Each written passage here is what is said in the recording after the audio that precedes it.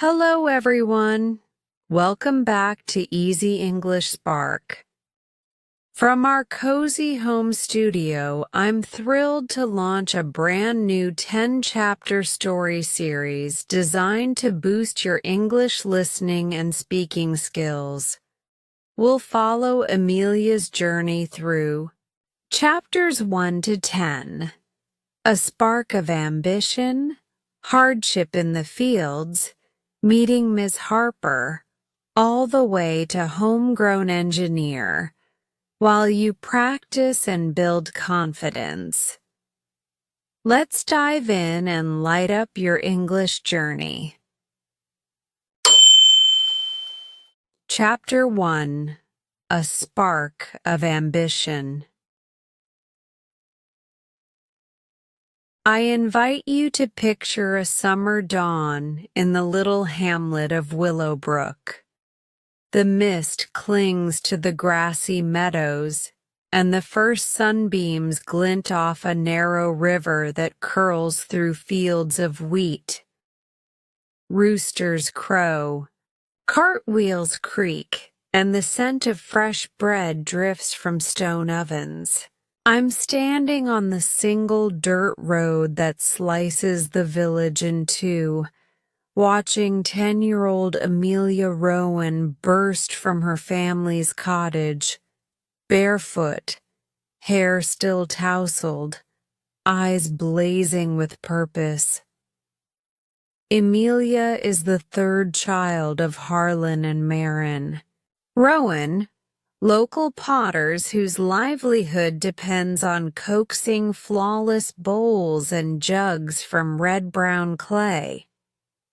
Their cottage sits behind the kiln, its whitewashed walls veined with hairline cracks, its thatched roof patched so many times it looks like a quilt. Inside, shelves sag under stacks of unfired pots waiting for market day, and the air is warm, year-round from the kiln's slow fire. Despite the gentle glow, money is tight.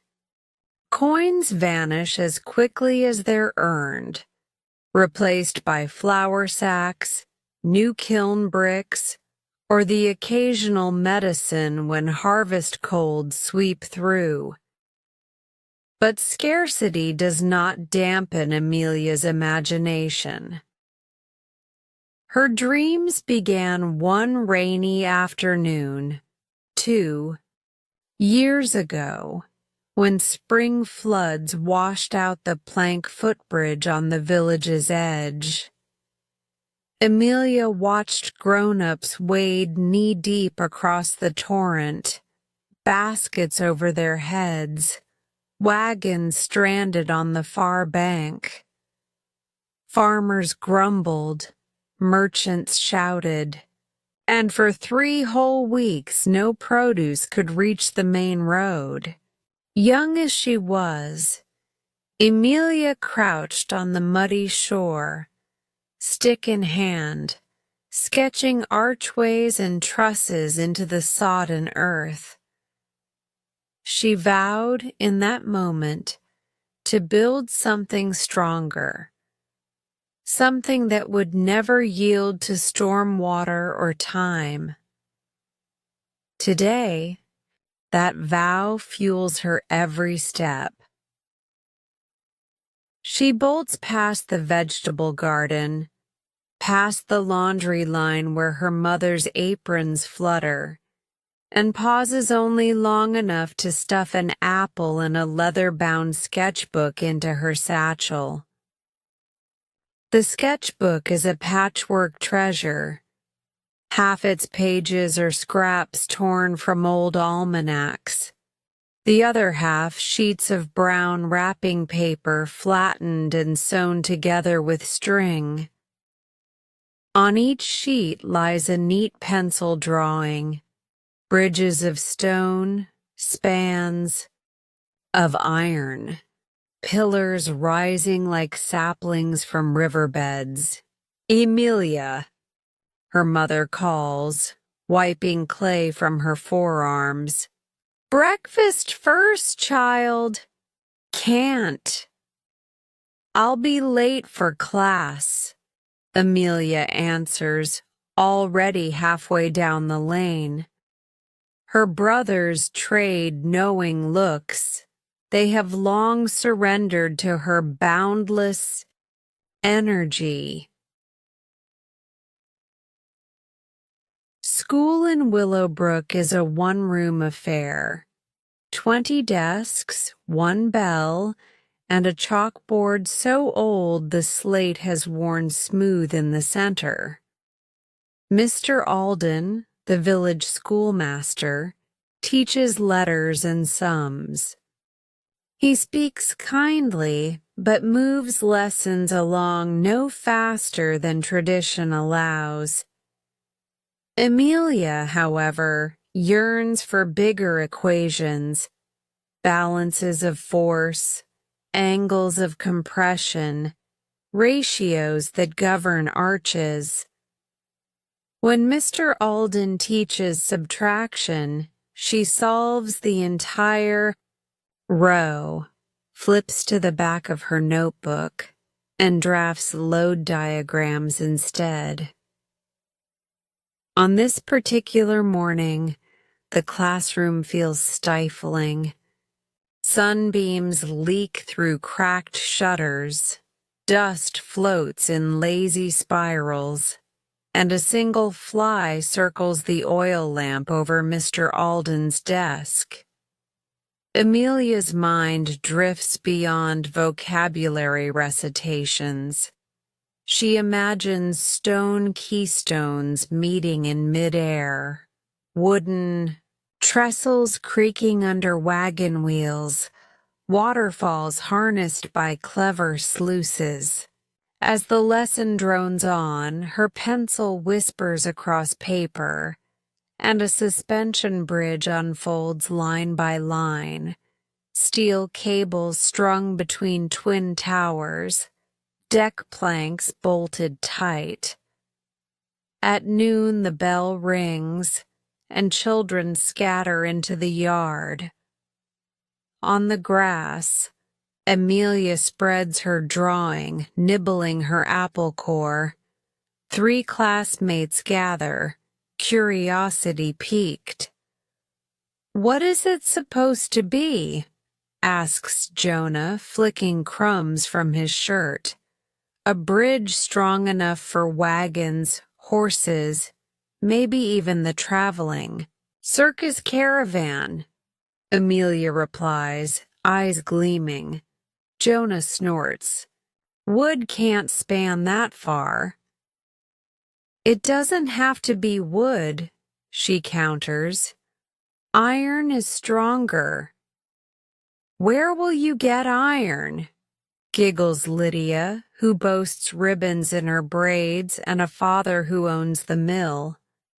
Emilia shrugs, unfazed. "I'll find it, or forge it one day." Their laughter drifts behind her as she gathers her sketch and wanders toward the riverbank. There, water gurgles over smooth stones, and dragonflies skim the surface. She kneels, dips her hand into the current, and studies how branches wedge against the banks. The interplay between flow and obstruction fascinates her. She notes where the current slows, where eddies spin, where debris lodges. Every ripple is a teacher, every fallen log a lesson in leverage. When the school day ends, Emilia does not head home at once. Instead, she detours to the village scrap heap, an untidy hill of discarded plows, cracked wagon wheels, and rusted nails. Scavenging is frowned upon, but curiosity wins over caution. She pries a bent iron rod from the pile, tests its flex beneath her heel, and imagines it as the tension member of a truss. Into her satchel it goes, leaving a smudge on her dress, but a grin on her face. Only as the sky softens to amber does she return to the cottage. Supper is simple: barley porridge and pickled carrots. Her father listens while she describes the day. Jonah's teasing, the scrap metal find, the new bridge sketch. "Bridges take more than drawings, Emilia," he says, voice gentle but weighed by realism. "They take money, timber, stonemasons, blacksmiths. They take someone who believes it's possible," she replies. Harlan sighs, cups her cheek with a clay-stained hand, and presses a copper coin into her palm. "For new pencils, at least. I won an extra shilling at market. Make it count." That night, long after her brothers snore and the kiln's low flames gutter, Emilia lights a stub of tallow candle and spreads her papers on the floorboards.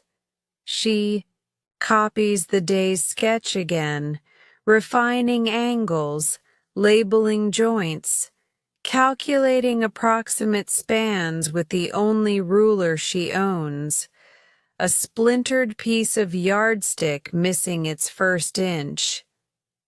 The candle sputters, but she shields the flame and writes, in neat script, "Goal: build test model by autumn fair."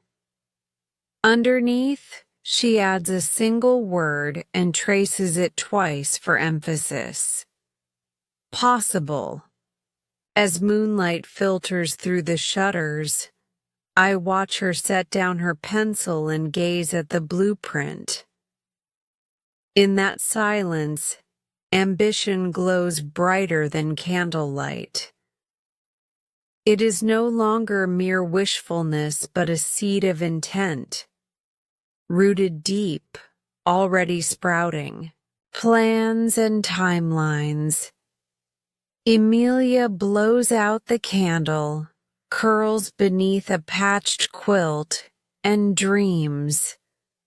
Not of princes or palaces, but of latticework girders gleaming beneath sunrise skies, carrying travelers toward horizons she alone could see. So ends our first chapter. In the days to come, storms will test her designs, strangers will challenge her resolve, and sacrifices will be demanded.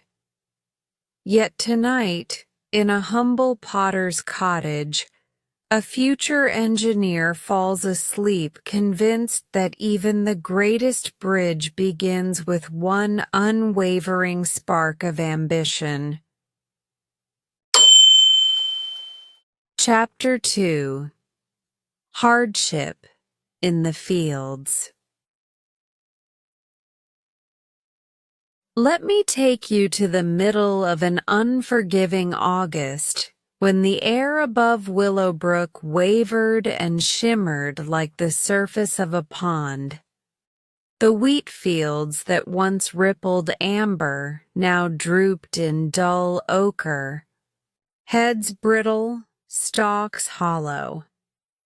A late spring drought had choked the valley. Creeks were reduced to reluctant trickles, and the villagers spoke in hushed tones about shrinking grain stores and the price of flour in distant markets. Emilia Rowan rose long before sunrise. A single star still clung to the paling sky when she filled 2 wooden buckets at the well, one for her family's kiln, the other for the vegetable plot gasping behind the cottage. The winch rope creaked, the pulley groaned, and the rope fibers burned her palms, but she bit back every complaint. With drought comes rationing. The council allowed each household only 3 buckets a day. Emilia's 2 were a precious share. Her older brothers would collect the 3rd after the sun was up. Inside, the kiln's flames sputtered. "Clay dries too quickly in this heat," her father muttered, kneading a lopsided jug back into a pliable lump. "Without moisture, the walls crack. Before we can fire them," he said. Emilia handed him 1 bucket. Steam hissed as he ladled water onto the drying coil of clay. It wasn't enough. He forced a smile anyway. Forced optimism had become his new craft. After a hasty breakfast of cornmeal mush, Emilia and her mother hitched their handcart and headed for Dugwood Meadow, a mile north of the village. There, low along the riverbank, lay the only remaining vein of workable clay. The journey followed a rutted cart track, sun-baked into corrugations that rattled their bones with every step. Emilia's sandals, strips of sackcloth tied to foot-shaped pieces of bark, slipped, but she adjusted and kept pulling. Along the way she counted signs of hardship. Sheep grazing on dusty weeds instead of grass, a shepherd's cracked water gourd hanging limp, smoke rising from a chimney where kiln fuel was once plentiful but now burned sparingly. At the meadow they sank shovels into earth the color of dark chocolate. The clay should have been soft, malleable. Instead it resisted, clinging to shovels with grudging slurps. They worked until their shoulders cramped, until Emilia's braid, stuck in damp strands to the nape of her neck, until they'd filled the cart with 50 pounds of the precious earth. Home again by midday, Emilia helped her mother wedge the new clay, turning and pressing it on a stone slab. The rhythmic slap-thud echoed through the cottage, blending with chickens clucking outside, and the staccato crack of dried branches breaking as her brothers foraged for firewood. Hours passed. By late afternoon, Emilia's fingers looked like dried leaves, the skin puckered from constant water and grit. Still, there was schoolwork to finish before dusk. She wiped her hands, opened her sketchbook, and traced faint pencil lines into a bridge cross-section. But concentration flickered like a dying ember. Through the open door she watched her father weigh 3 newly fired jugs, his first uncracked batch in days, then shake his head at their uneven rims. He could not ask full price for imperfect goods, and every sale this summer carried the weight of next winter's bread. Soft footsteps approached. Her mother laid a hand on Emilia's shoulder, speaking low so the boys wouldn't hear. "We may need you to skip class tomorrow to help at market," she said. Emilia hesitated. School was her gateway to scholarship exams, yet the family's need pressed heavier than any ambition. She nodded without protest. Market day arrived with a dry, dusty dawn. The main road to Greendale bustled with traders driving donkeys and wagons, but competition was fierce. Everyone had jugs to sell, and buyers haggled for coins.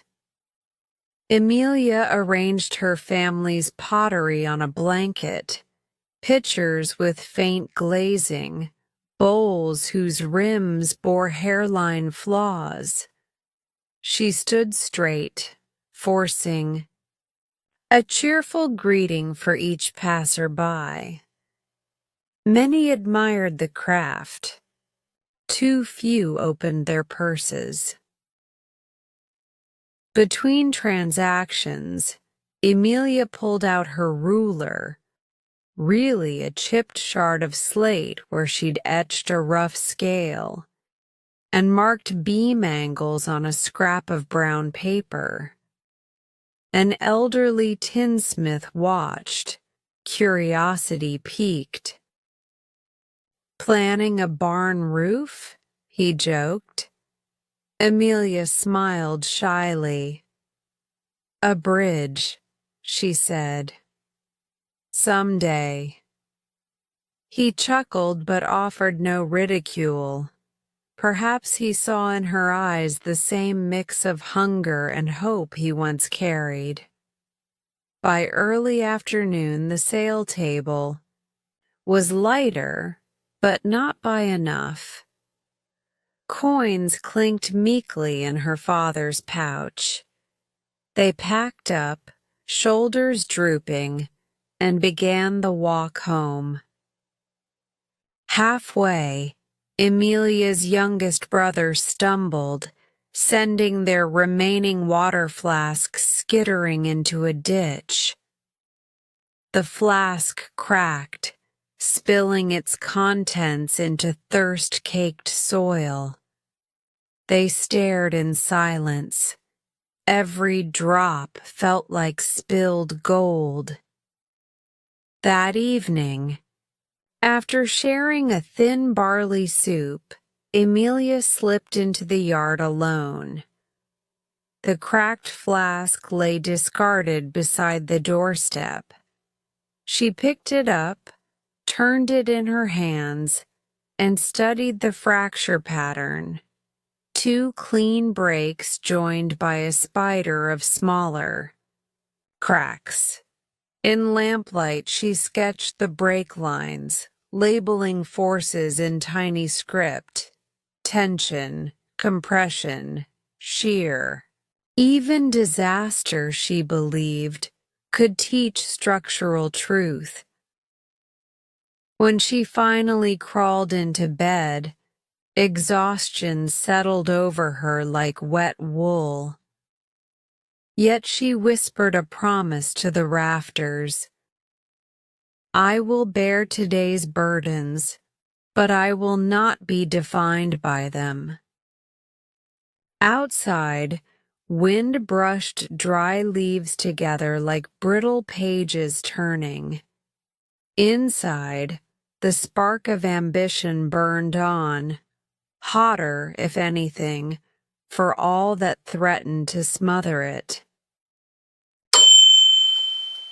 Chapter 3. Meeting Ms. Harper. The very next Monday, when scorching heat still shimmered above the fields, something unusual rattled along Willowbrook's lone road.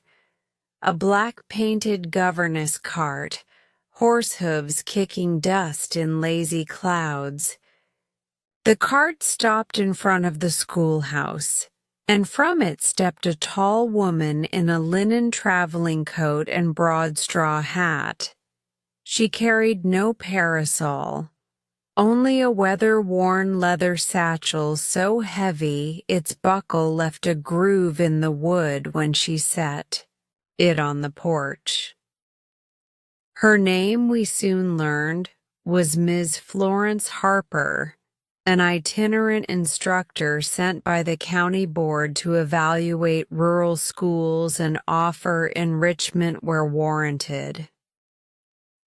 Mr. Alden wiped chalk from his sleeves and greeted her as if royalty had arrived.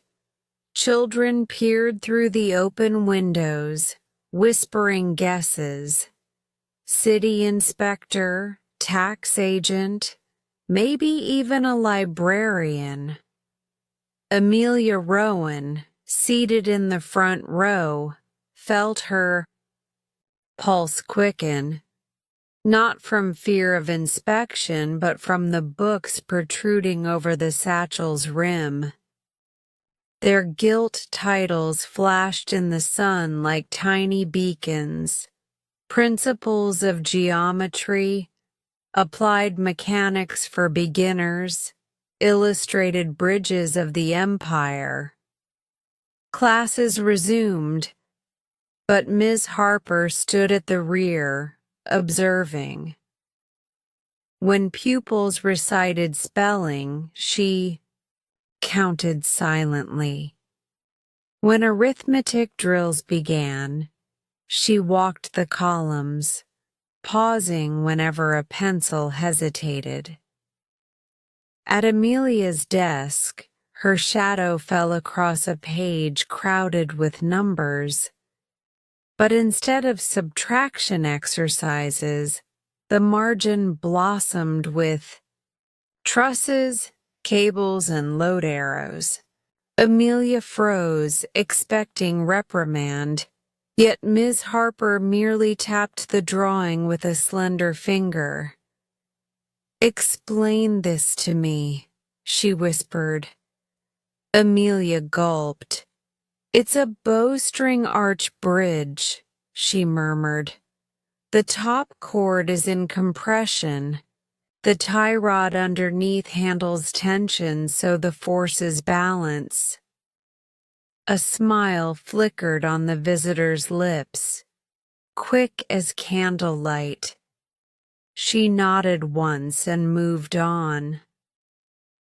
When the dismissal bell rang, children tumbled outside, but Miss Harper called, "Emilia! Rowan! A word, please." Emilia's stomach somersaulted. She approached the teacher's desk, clutching her threadbare satchel. "Mr. Alden tells me you finish your lessons faster than he can set them," Miss Harper began. "That leaves you time to architect grandspans?" Emilia's cheeks burned. I try, ma'am." Miss Harper opened her own satchel and withdrew a thin blue volume, Elements of Practical Geometry. The pages smelled of ink and old rain. "Take this home," she said. "Start with Chapter 1, Constructing Perpendicular Bisectors. We'll speak again tomorrow."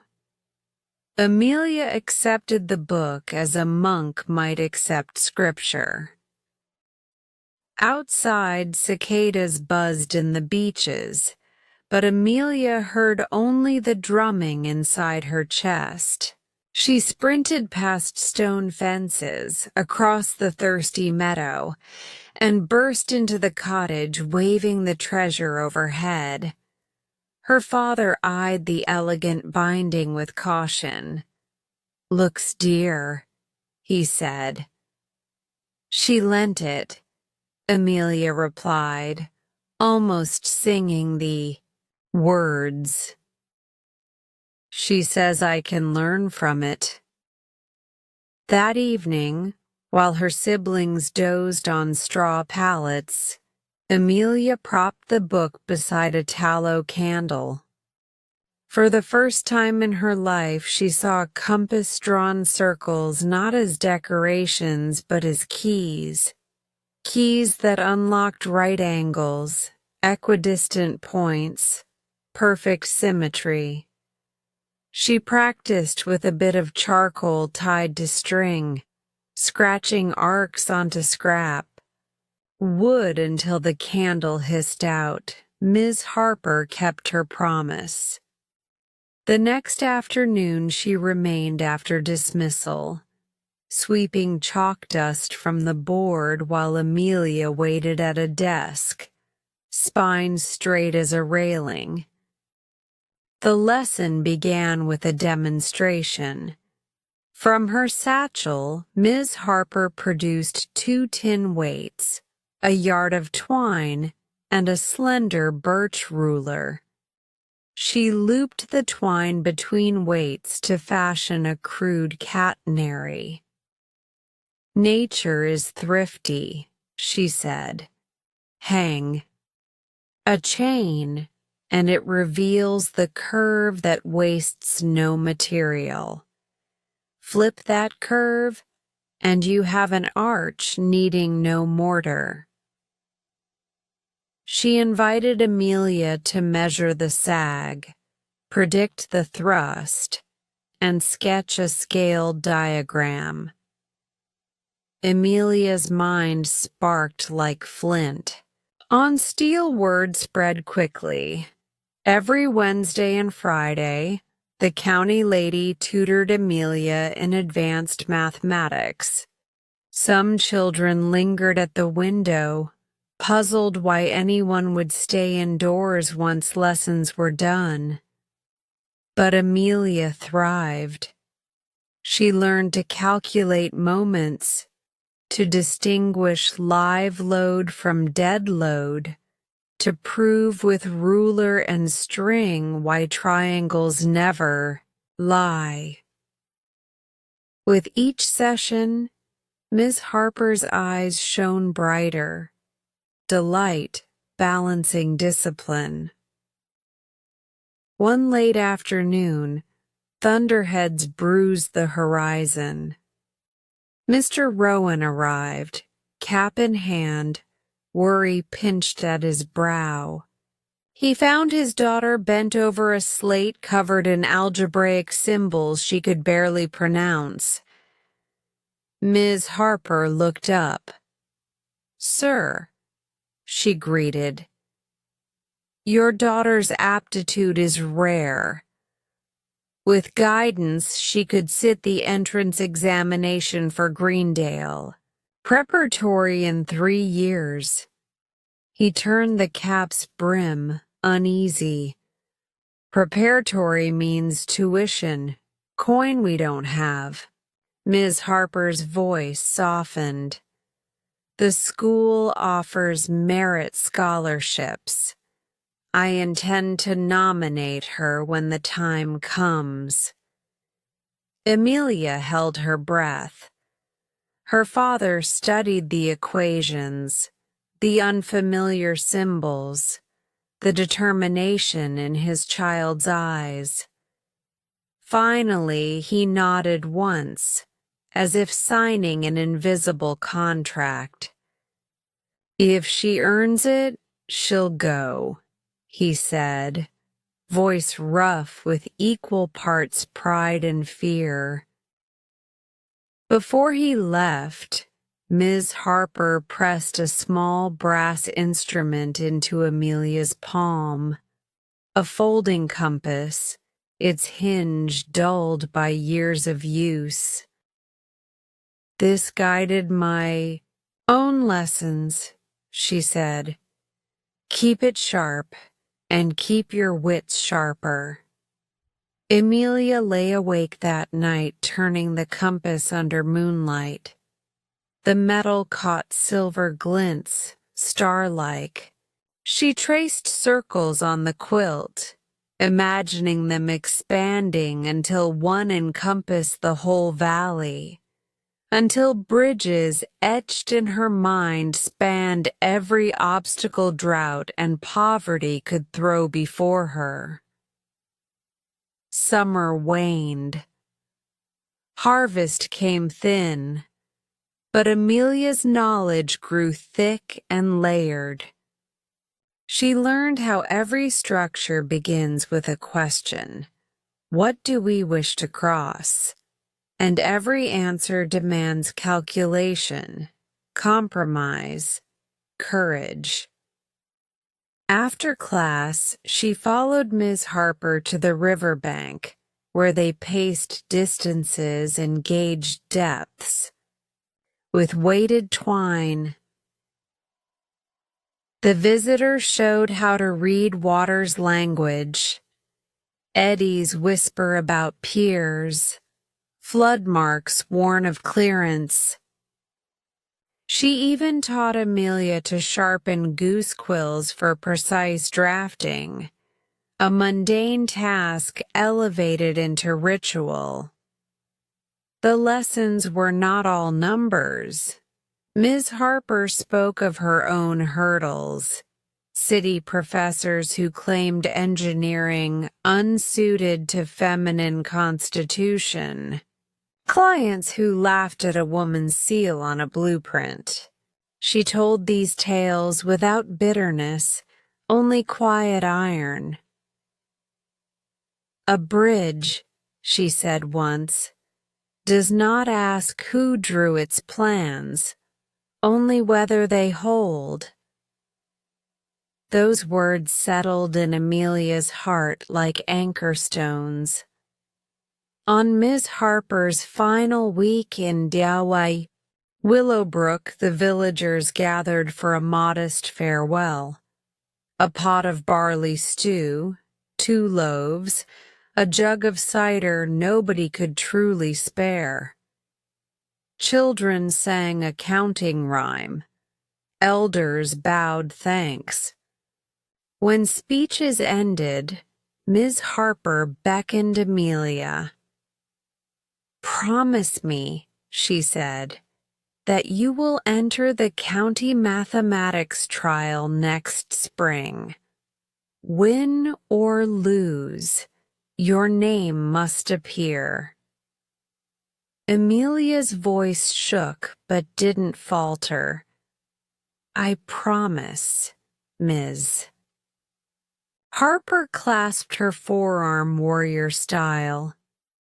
"Then we are allies in the same cause."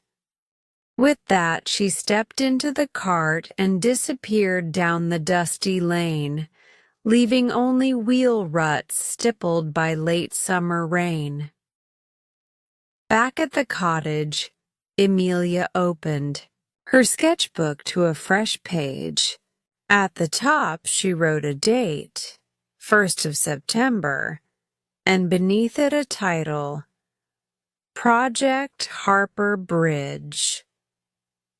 The design would honor the mentor who'd seen possibilities others missed. Thus, with one stranger's arrival and departure, Emilia's world expanded from the cramped acreage of Willowbrook to the far side of every river she could imagine. The drought was not yet broken, the kiln still temperamental, but the horizon had shifted. Somewhere beyond dried cornfields and empty creeks, examinations awaited, scholarships beckoned, and steel arches rose in elegant defiance of gravity. All because a traveling teacher glimpsed a child's rough sketches and said quite simply, "Yes." Chapter 4. Late-Night Calculations. The last glow of sunset has barely faded when Willowbrook folds itself into hush. Crickets take up their faint metallic chorus. The kiln's chimney exhales a tired ribbon of smoke, and shutters click shut one by one along the lane. Inside the Rowan cottage, a single bedroom candle survives the nightly cull that the drought-thinned purse now demands. Tonight, that flame belongs to Emilia. She waits until her brothers have surrendered to sleep, until her father's footsteps settle into the slow rhythm of a potter's exhaustion, until her mother drapes the hearth with a damp cloth to keep sparks at bay. Only then, with the house breathing evenly around her, does Emilia rise from her straw pallet, slip barefooted across cool flagstones, and claim the tiny kitchen table as her private laboratory. On the tabletop lie two treasures and one necessity: the folding brass compass Ms. Harper entrusted to her, elements of practical geometry, its linen spine already frayed at the corners from nightly handling, and a stack of makeshift drafting sheets, old seed catalogs, pastry wrapping, and the backs of expired church notices trimmed to rectangles with sewing shears. She opens the book to Chapter 6. Forces in Equilibrium. The diagrams mesmerize her. Black lines braced against one another like dancers frozen mid-step. She reads each paragraph aloud in a whisper, translating academic phrases into the rugged grammar of farm bridges and quarry wagons. When a system of forces acts upon a rigid body, the body will remain at rest or move in uniform motion only if the vector sum of those forces is zero. Emilia pictures the words not as abstractions, but as grain sacks slung over a plank. If the weight is evenly balanced, the plank rests. Tip the balance, and the plank tilts. Simple. And yet the equations below the text look anything but simple. SFX, Bart 0, SFG, Axart 0, and a newcomer, SM, Axart 0, that dictates how moments spin around a chosen point. She copies the symbols onto a broad sheet of wrapping paper, then draws a rudimentary truss of 3 triangles spanning an imagined creek. Onto each joint she assigns a load: 5 stone of hay here, 2 stone of bricks there, numbers chosen less from engineering certainty than from the everyday realities of Willowbrook trade. With the blunt nub of a charcoal pencil, she sets about resolving each unknown force, referencing the book's examples like a traveler checks way markers under moonlight. Mid-calculation, the candle gutters, overwhelmed by a stray draft. Darkness winks through the room. Emilia holds her breath, cupping a hand around the stuttering wick until the flame rights itself, a defiant pinprick in the gloom. Her mother's warning echoes. Candles cost dear. Make each inch count. Emilia nods silently to the memory and bends closer, shoulders arches of shadow on the tabletop. Minutes stretch into hours.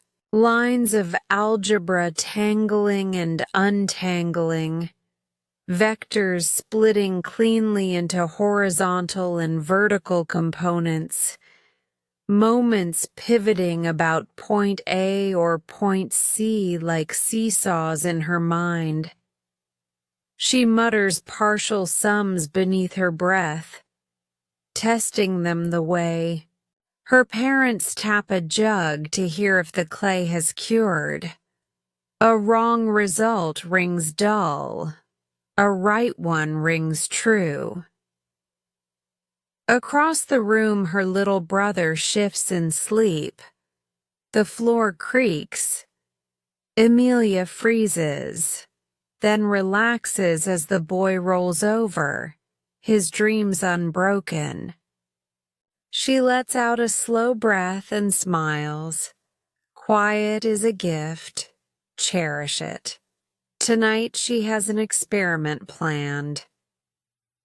She reaches into the hearth's ash drawer and retrieves a handful of willow twigs she hid earlier.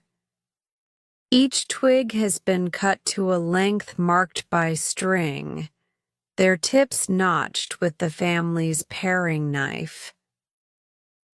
Emilia arranges them on the table, joining notches with dabs of paste made from flour and rain barrel water.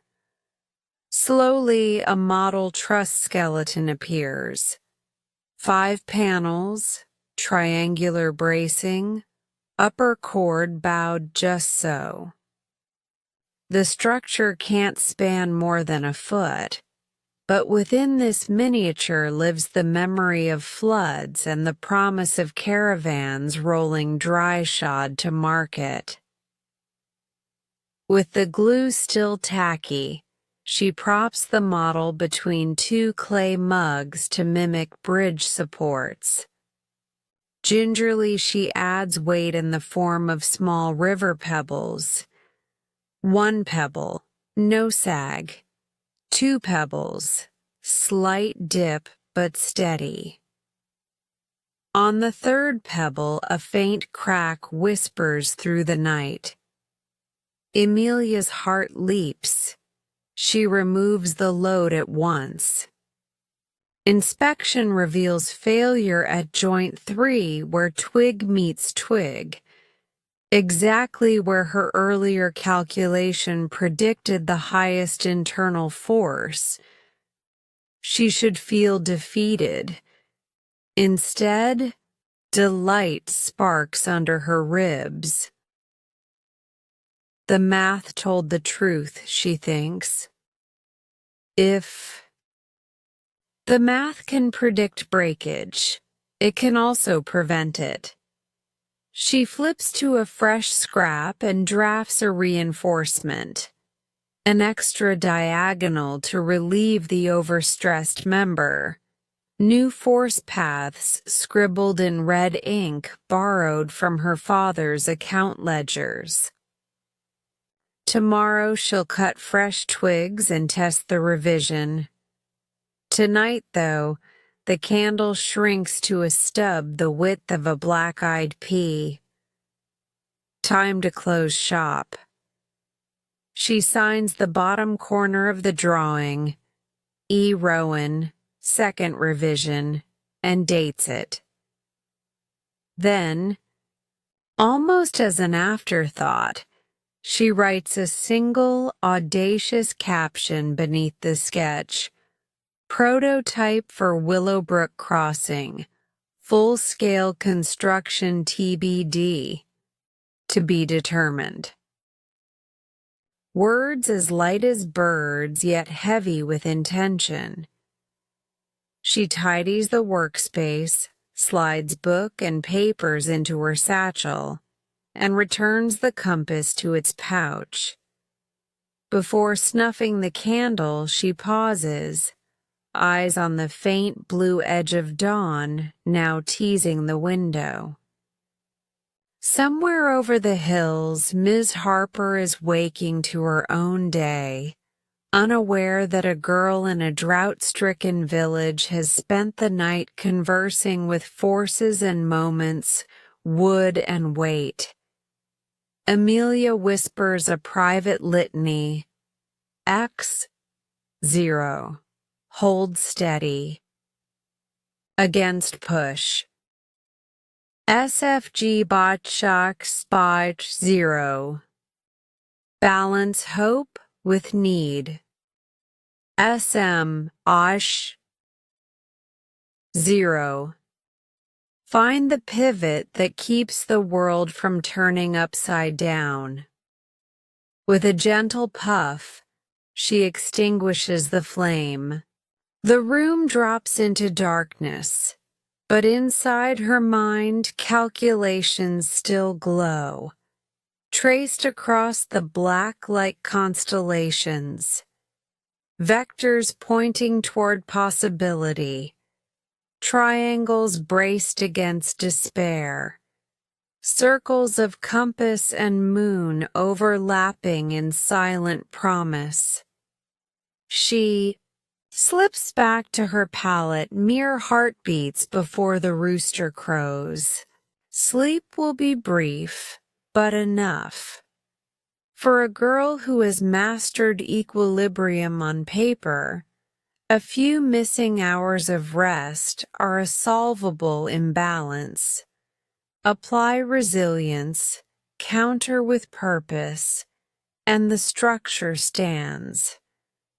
And so this night ends, not with applause or revelation, but with quiet equations inked on scavenged paper and a fragile wooden truss that failed exactly where expected. In failure, Emilia has found precision. In darkness, she has drawn her own blueprint of light.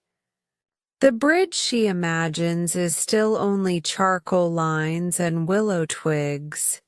Yet each late-night calculation binds dream to reality a little tighter. Morning is coming. Lessons, labor, and more hardship wait beyond the threshold. But before the first footstep sounds on the cottage floor, Emilia Rowan already carries a secret victory. Proof that knowledge once grasped can hold weight and even bear the burden of an entire future.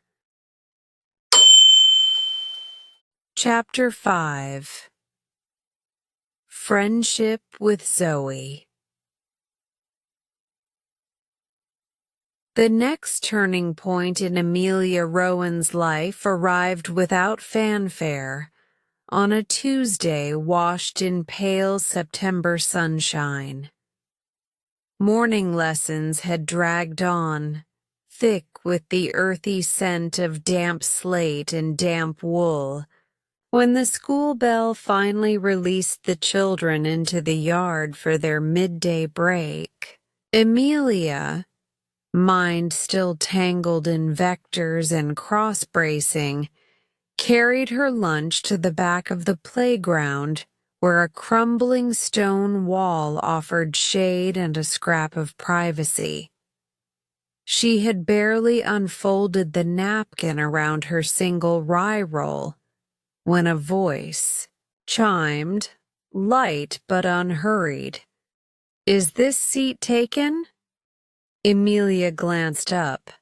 Before her stood a girl she had seen only once or twice, a newcomer with sea-gray eyes and hair the color of chestnuts left too long in the sun. The girl's cardigan hung loose on narrow shoulders, and the hem of her skirt bore a frayed mend. She balanced a wooden paint box against her hip, the way others might cradle a loaf of bread. Emilia shook her head. "Go ahead."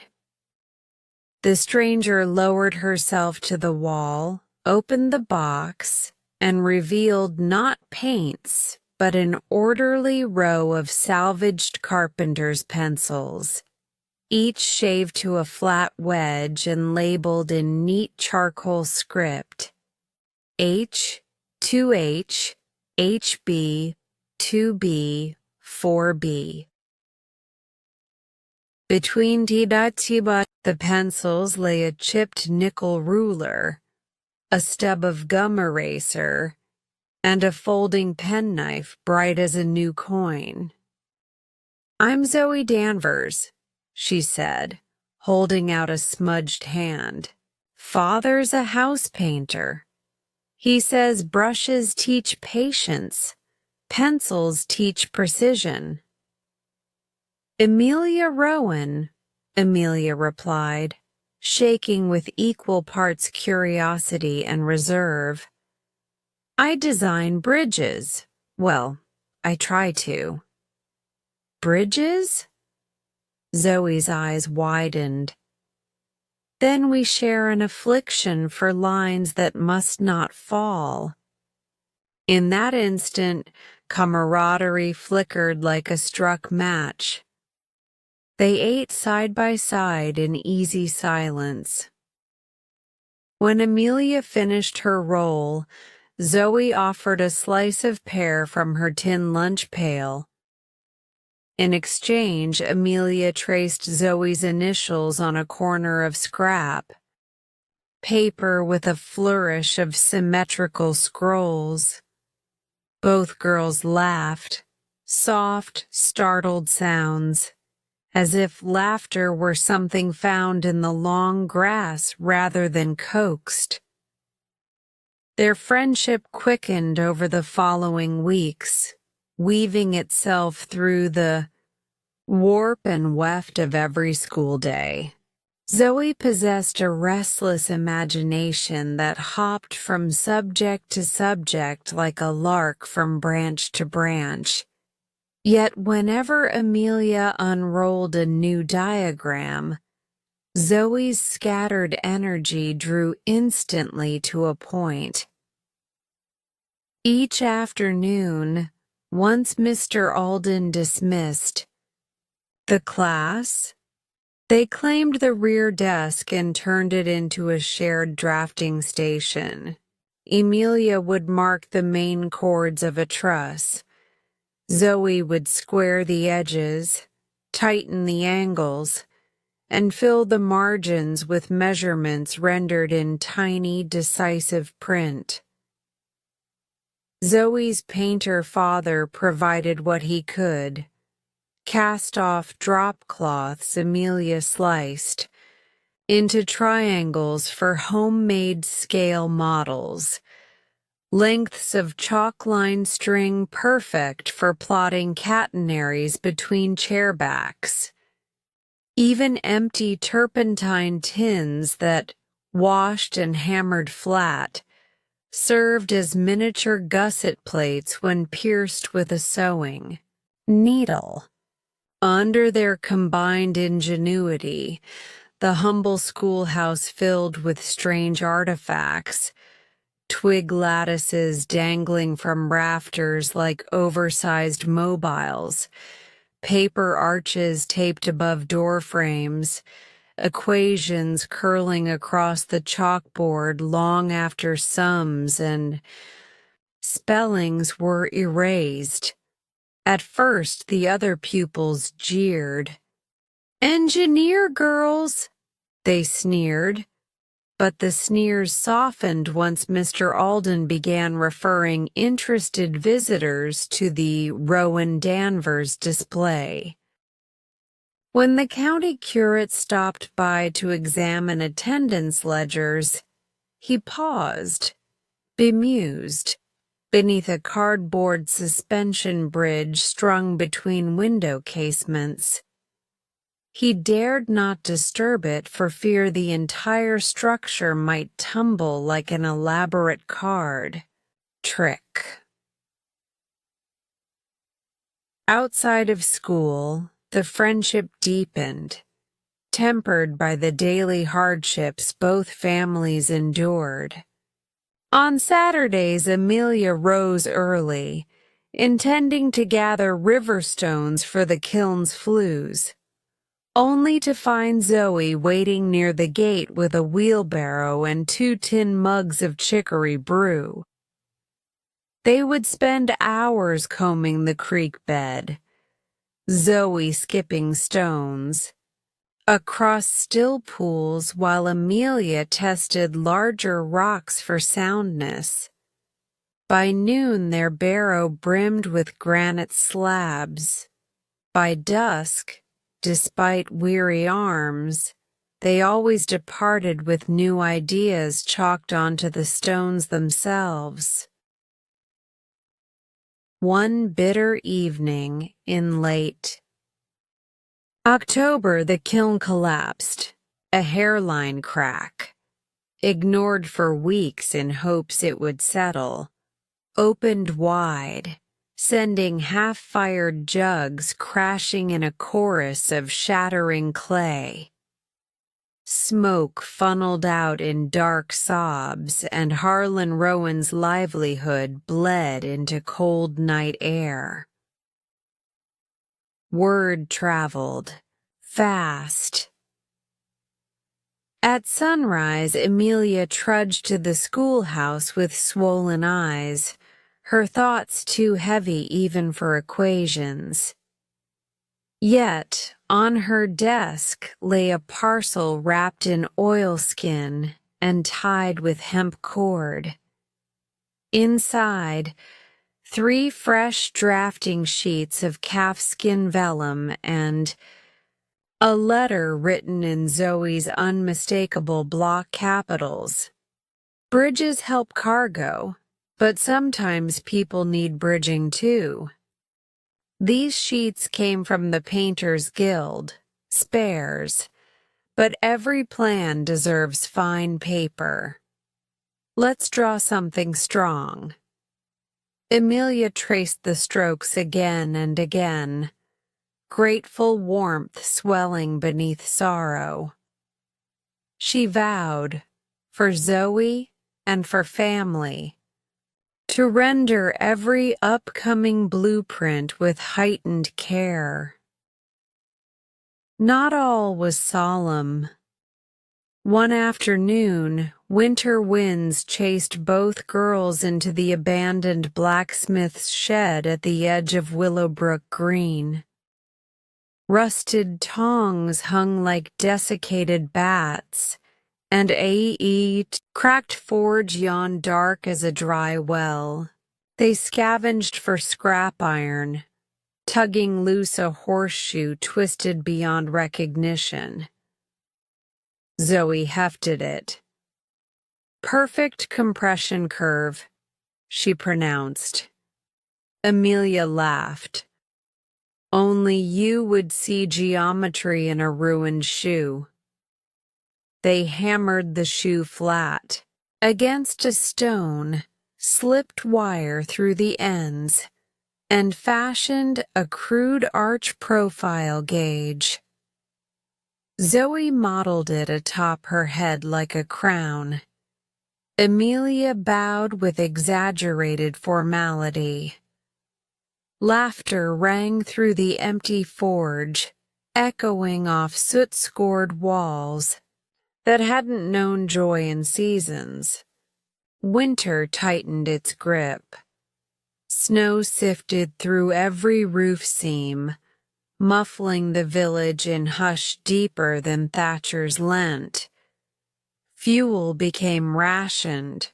Chalk dried the skin of their fingers until it cracked. Yet even then the two could be found huddled, over a table at the parsonage, permitted by the kindly vicar to use the warm vestry for academic endeavors. By candlelight they replicated load diagrams from Ms. Harper's geometry text, double-checking arithmetic, trading pencils when one grew too dull to keep a line straight.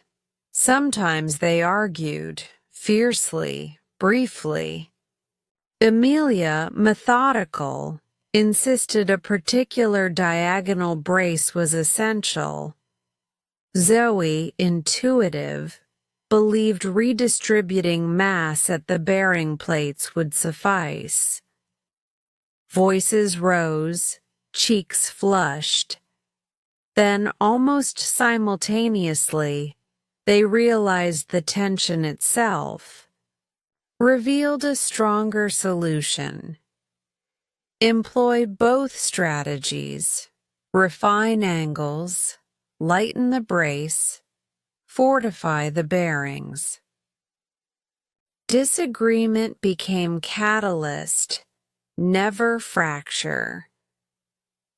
After such sessions, they trudged home, boots crunching over frozen puddles, discussing everything except bridges.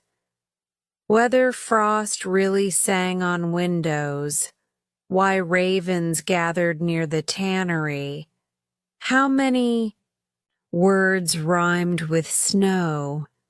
They settled on 14 before Zoe slipped on a patch of ice and reduced them both to giggles.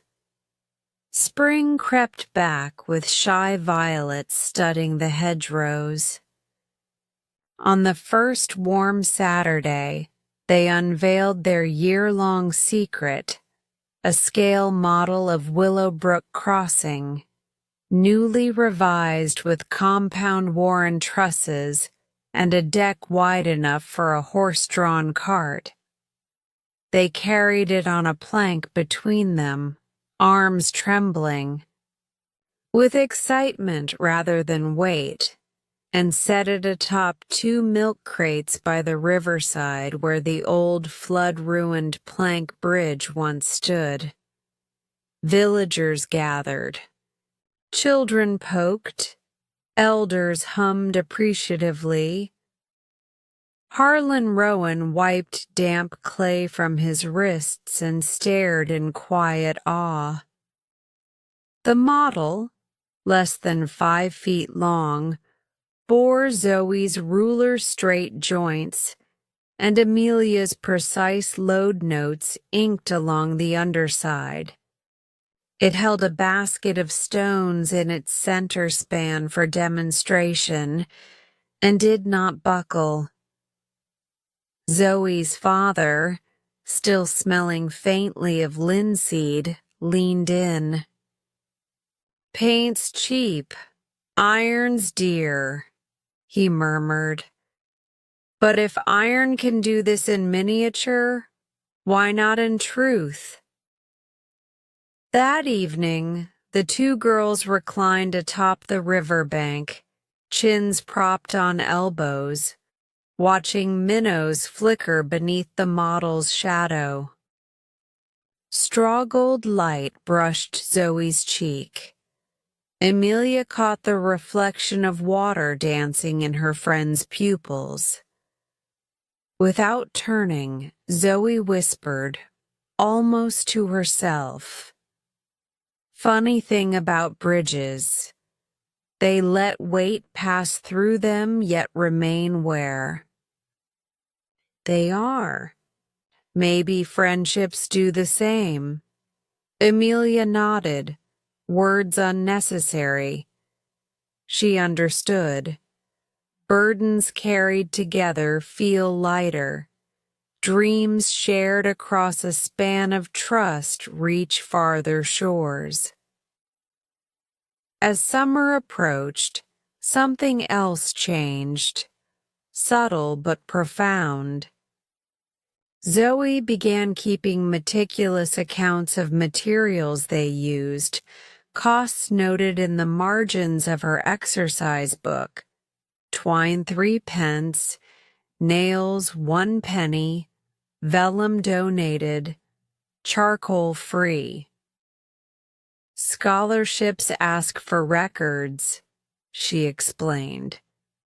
"We'll need proof of diligence." Emilia, startled by such foresight, realized Zoe was planning not merely for hobby, but for a future examination neither of them had yet been invited to take. Thus, the friendship turned into partnership. Equal hands on blueprint, equal hopes pinned on the unseen.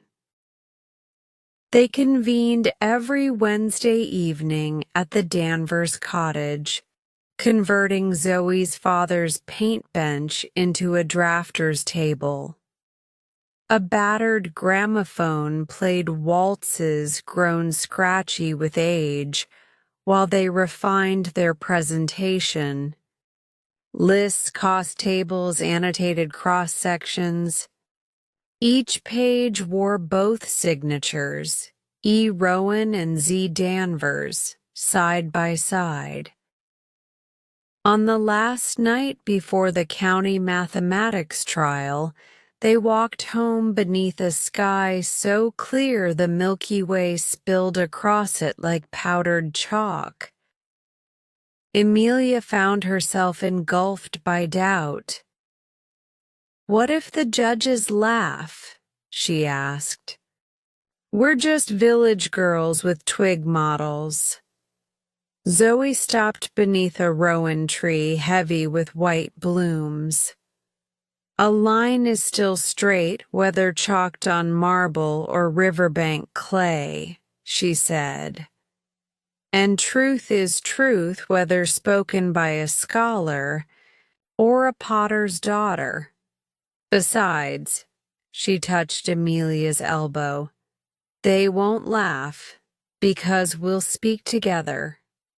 Bridges, remember? Two supports bear more than one." Their clasped hands sealed the vow. From that night onward, whenever Emilia faced an impossible load, kiln repairs, household shortages, a truss diagram that refused equilibrium, Zoe's voice echoed in memory. Two supports bear more than one. Whenever Zoe faltered, mother's illness, father's painting contracts drying up, Emilia arrived with barley soup, geometry flashcards, and unwavering presence. Between them ran a span invisible to the world, but stronger than wood or iron. Over it passed calculations, worries, secrets, laughter, hope. It flexed in wind, absorbed weight, and never once cracked. Thus concluded the 5th chapter of Emilia Rowan's journey, an era not of solitary struggle, but of shared ambition and mutual reinforcement. In the ledger of her life, friendship with Zoe Danvers became the surest line item. Steady inflow of courage, constant outflow of support, always in perfect balance. And somewhere, sketched in faint pencil at the corner of their grand design, lingered a promise neither dared erase. When the full-scale bridge rises, we will stand upon it, side by side, watching the future cross to meet us. Chapter 6. The District Fair. Picture a dawn cool enough to miss the horse troughs, yet bright enough to silver every cobweb strung across Willowbrook Lane. The village still dozed, chimneys unlit, when the creak of cartwheels broke the hush. In the driver's seat sat Harlan Rowan, reins looped in calloused hands. Beside him, wrapped in travel cloaks and uncontainable excitement, perched his daughter Emilia and her closest friend, Zoe Danvers. Between their boots, lashed tight beneath burlap and straw, lay the fruit of 9 months' toil. A refined scale model of Willowbrook Crossing, complete with compound Warren trusses, brass pin joints, and a cedar plank deck no wider than a man's thumb, yet sturdy enough to bear 3 full stones of weight. The District Agricultural and Mechanics Fair, held once a year on the commons outside Greendale, was 5 miles off, a distance the pony covered at a faithful plod. Frost steamed from its muzzle. Timberland rolled past in bronze and umber waves. Emilia counted river bends. Zoe recited the packing list under her breath. Model, check. Ledger of materials, check. Cost table, check. Drafting vellum, compass, spare knife point, check, check, check. At the final bend, the girls caught first sight of the fairgrounds. Striped tents flapping like giant lilies, a tethered balloon nodding against its rope, livestock pens hooting and bleating in cheerful riot. On the eastern edge rose the low-roofed mechanics pavilion, tin siding, tall bay doors, a banner reading, Youth Inventors Exhibit. Ingenuity for the county's tomorrow. Inside, tables already bristled with marvels.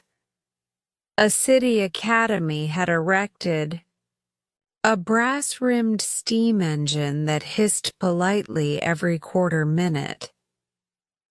2 farm boys from South Tillmore displayed a seed drill fashioned from clock gears.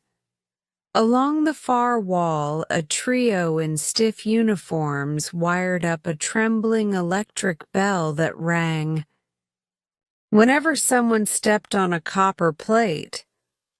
Pride, worry, and gunpowder fizz excitement clouded the air.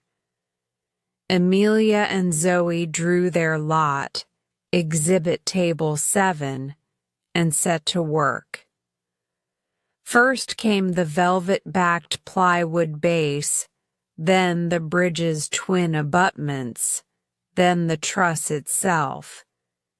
Zoe tightened every miniature bolt with the point of her penknife.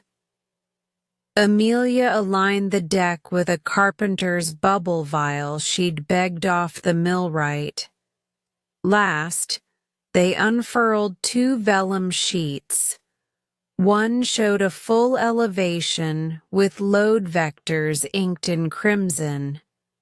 The other listed material quantities, labor estimates, and projected cost per running foot of span. Nothing more, nothing less. Judging began at noon. 3 arbiters strode the aisle. Mr. Trumont, a county engineer famous for railway viaducts, Mrs. Greer, president of the Ladies' Benevolent Society, and Professor Elkins, headmaster of Greendale. Preparatory. Clipboards in hand, they paused at each table, asked questions, scribbled notes, moved on. Nerves turned Emilia's stomach into a squeezed bellows. Beside her, Zoe seemed cool as slate, until one noticed her fingers drumming double time along the table edge. The judges reached table 7. Mr. Trumont leaned in first. "Explain your principal design choice, Miss Rowan, is it?" Yes, sir, Emilia answered, forcing her voice steady. We chose a compound Warren truss for optimal weight-to-strength ratio. Each triangulated panel shares load through alternate tension and compression members. The bowed top cord reduces material without sacrificing capacity. Professor Elkins adjusted his spectacles. Calculated capacity? 50 stone with a twofold safety factor at mid-span, Zoe supplied, tapping the ledger. Verification tests included static loading with river pebbles and incremental sandbags. Mrs. Greer traced a fingertip over the cedar deck. And cost? Many fine plans bankrupt their builders. We priced local pine piers at 6 shillings each, Emilia said. Iron tie bars reclaimed from decommissioned plows at 3 shillings. The yard and community labor valued in kind. Total for a 40-foot crossing, £29, 4 shillings, 7 pence. Less if villagers supply the timber. Mr. Trumont cleared his throat, half-smile tugging beneath his mustache. Impressive arithmetic. Show me the worst-case shear scenario. Emilia flipped to a side sketch annotated in Zoe's brisk hand. Triangles, arrows, sums, margins. The engineer bent closer. His pencil hesitated, then underlined a figure twice. Sound, he murmured to the others. Professor Elkins offered an approving nod. Mrs. Greer's eyes brightened. Ladies, Mr. Trumont concluded, I have no further questions. As the trio moved away, Emilia released a whisper she hadn't realized she held. Zoe caught her sleeve, squeezed once, steady on, then busied, herself polishing a brass pin that didn't need polishing. Hours crawled. The fair bustled. Carousel music tinkled. Children darted between hay bales. A pie auction erupted in comic bidding wars. But at table 7 time seemed caught in a draft. At last, a bell clanged from the dais outside the pavilion. Sunlight angled low through high windows. Dust motes danced in long gold spears. Contestants gathered beneath a bunting-draped platform. Judge Trumont stepped forward, voice carrying, effortlessly. Third commendation, he announced, to Thomas and Reeves of South Tilmore for their mechanical seed drill. May it sow many harvests. Second commendation to Miss Helen Whitcomb and Company, Greendale Academy, for demonstration of practical electric telegraphy. A polite ripple of applause. Emilia clasped Zoe's hand. Only the grand citation remained. The engineer unfolded one. Final card. Light glinted off his spectacles. First prize in the Youth Inventors exhibit, together with a £10 grant toward continued study, awarded to Emilia Rowan and Zoe Danvers, Willowbrook School, for their economical timber and iron river crossing. For a heartbeat, the girls stood motionless. Then noise crashed over them.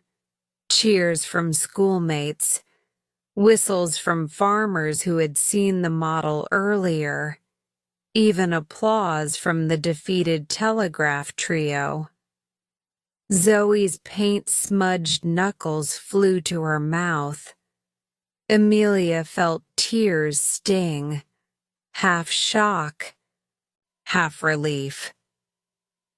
They mounted the platform, skirts snagging on the rough ladder. Mrs. Greer draped a blue and silver ribbon across the bridge model, then pressed a parchment certificate into Emilia's trembling grip. Professor Elkins leaned close. Miss Rowan, Miss Danvers, Greendale Preparatory welcomes scholarship candidates of your caliber. You will hear from us soon. The formality couldn't mask genuine respect. Below, Harlan Rowan wiped his eyes with a clay-dusted sleeve. Zoe's father, paint under each fingernail, let out a proud whoop that startled the tethered balloon into bobbing slack against its moorings. Celebration bled into twilight. After dismantling their display, the girls allowed themselves a single whirl on the carousel. Zoe astride a chipping paint phoenix, Emilia on a leaping stag. Lanterns twirled overhead. Calliope pipes exhaled sweet, tinny bravado. For those 3 revolutions, they were no longer potter's daughter and painter's daughter, but engineers in embryo, orbiting a future bright as carnival bulbs. The ride slowed. Real night settled, velvet and peppered with stars. At the cart, Harlan handed each girl a parcel. Sausage rolls saved from lunch, now cool but fragrant.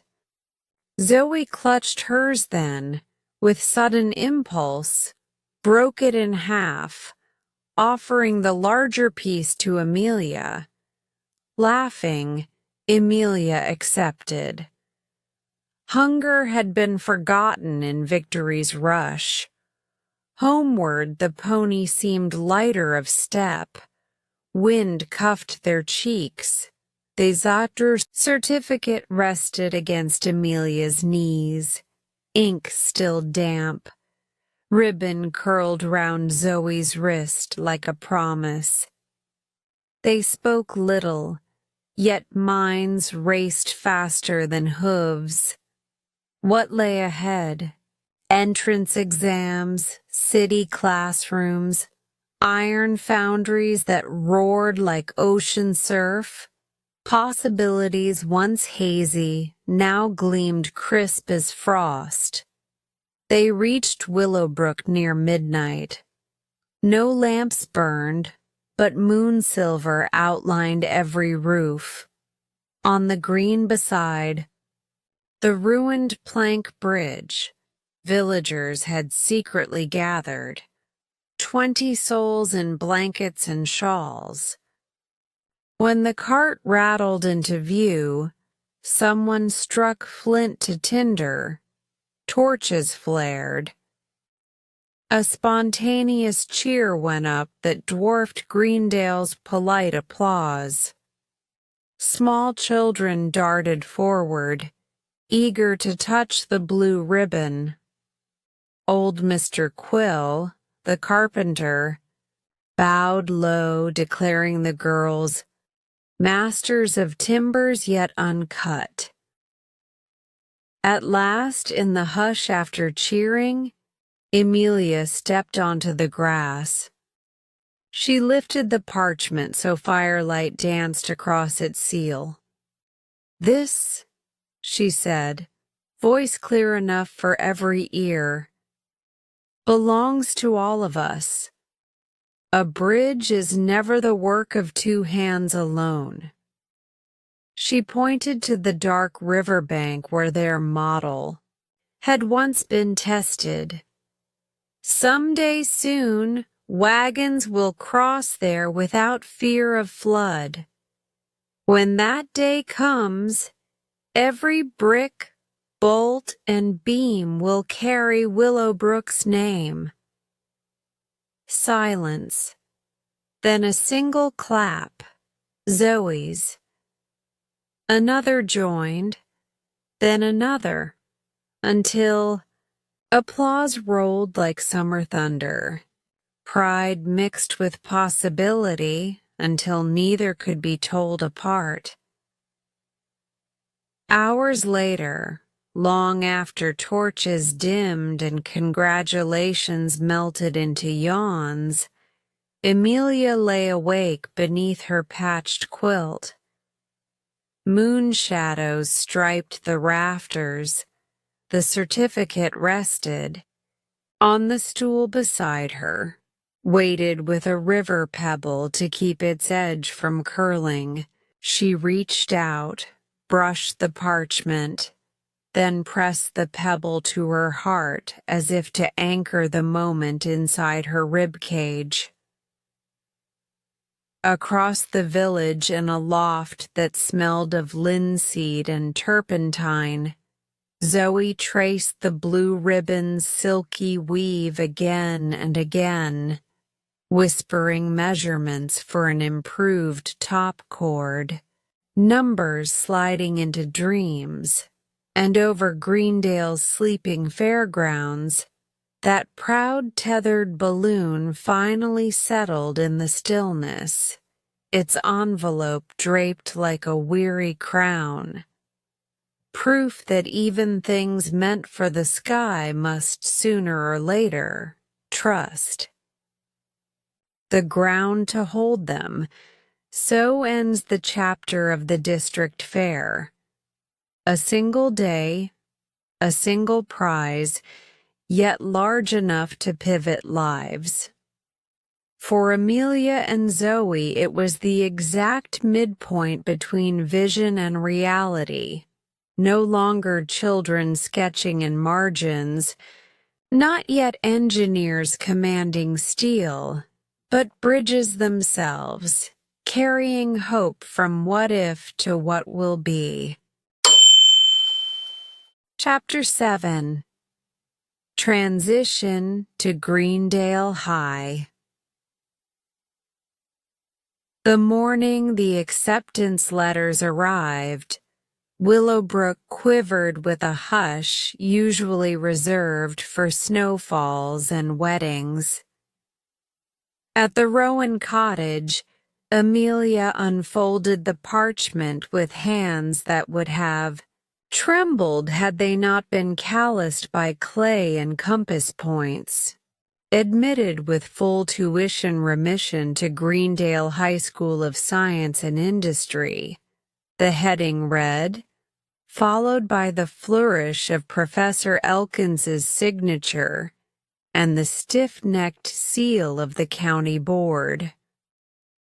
5 minutes later, Zoe burst through the door, ribbon still dangling from her hair, waving an identical envelope. They laughed. A single bright peal that set every dust mote swirling in celebration. For the first time in their lives, the two friends became commuters. Greendale lay 8 miles north, a distance too great for walking yet too small for the luxury of rail. So each school day, before sunlight kissed the wheat tips, they climbed onto the southbound timber wagon, a slow, groaning contraption driven by Mr. Quill, the village carpenter, and rode the rutted road in company with fresh-cut planks and the occasional snoring hog. The journey cost 2 coppers a week, half what the stagecoach demanded, but it delivered them to the city gates by the opening bell. Greendale High reared up like a fortress of knowledge, 3 stories of red brick crowned with a cupola that housed an iron bell large enough to call a regiment. Carved above the archway were the Latin words Scientia lucem praebet. Knowledge provides light. Emilia felt those syllables burn into memory, as though they had been hammered in alongside iron gussets and rivets. The main hall smelled of beeswax and chalk dust, a civilized scent that masked the undercurrent of nervous energy humming through its marble tiles. Students in tailored blazers drifted like bright songbirds, calling out holiday plans and tennis scores. Shoulder to shoulder, Emilia and Zoe advanced, clutching course schedules printed in a polished script that seemed almost embarrassed by their smudged thumbs. Their advisor, Mr. Sullivan, a spare man with spectacles so fine they looked stitched to his nose, conducted orientation beneath an enormous wall map of the county. Homeroom numbers, laboratory safety rules, library curfews, all unfurled in a measured baritone. When he mentioned the first-year science fair preliminary, an event that would determine placement in advanced sections, Emilia's pulse tapped double time beneath her collar. Zoe, beside her, squeezed once on Emilia's satchel strap. "We have done fairs before," that silent gesture insisted. Classes proved an abrupt ascent. Geometry gave way to analytic geometry. Simple machines morphed into calculus-based mechanics. Chemistry contained equations that dripped radicals like acid. Emilia, accustomed to mastering lessons by candlelight, now found herself chasing concepts that darted forward like hares the moment she grasped their tails. In physics, she discovered vectors spinning out of 2 dimensions into 3. In literature, she met metaphors that felt every bit as tricky as moment diagrams. Socioeconomic altitude changed too. At lunch, mahogany tables bore sandwiches wrapped in waxed linen and apples polished to a gleam, set between fountain pens whose clips were chased with silver. Emilia and Zoe unpacked rye rolls and turnip soup from tin flasks, trying not to mind the curious glances. A boy in a navy waistcoat asked whether they were part-time custodial trainees. Emilia colored to her ears while Zoe replied perfectly cordial, "No, simply scholars on a strict materials budget." It was on the 3rd day, when discouragement reached a low simmer, that Lara Haverford entered the story. She arrived in the drafting studio, trailing the faint aroma of linseed oil, sleeves rolled to expose a forearm smudged with ultramarine pigment.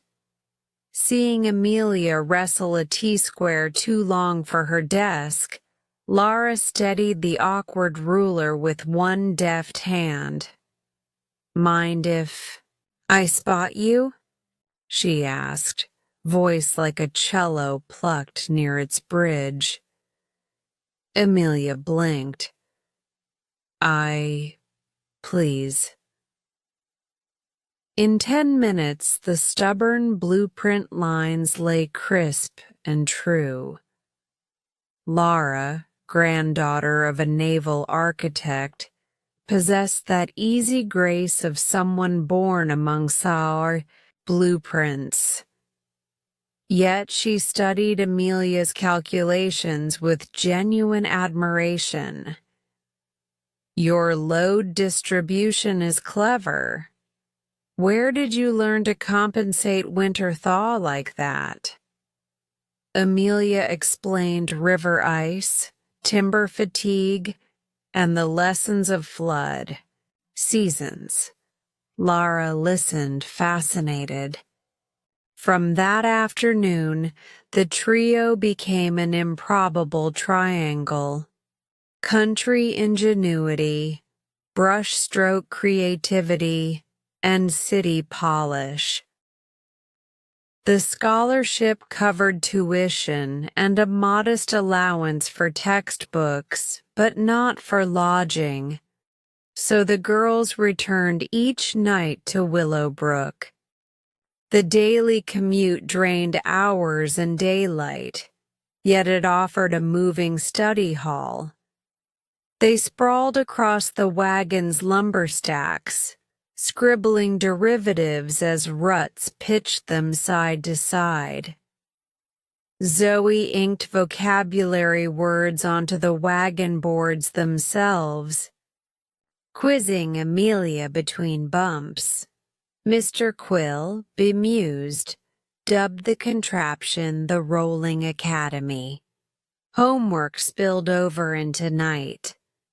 After chores, Emilia transformed the family kiln shed into a study bay, rigging tin lanterns overhead and chalking a unit circle onto the earthen wall. Zoe secured permission to borrow her father's paint bench for chemistry titrations, corking reagent bottles beside tins of Prussian blue. Some evenings, Lara bicycled down from the rail spur, an hour's ride, carrying city library books banned from leaving school grounds. She'd climb through the shed window like a conspirator, her laughter startling hens in the yard. 3. Minds then converged over stoichiometry, Latin roots, or tensile diagrams, until barn owls mocked them for still being awake. Once in mid-October, fatigue finally buckled the schedule.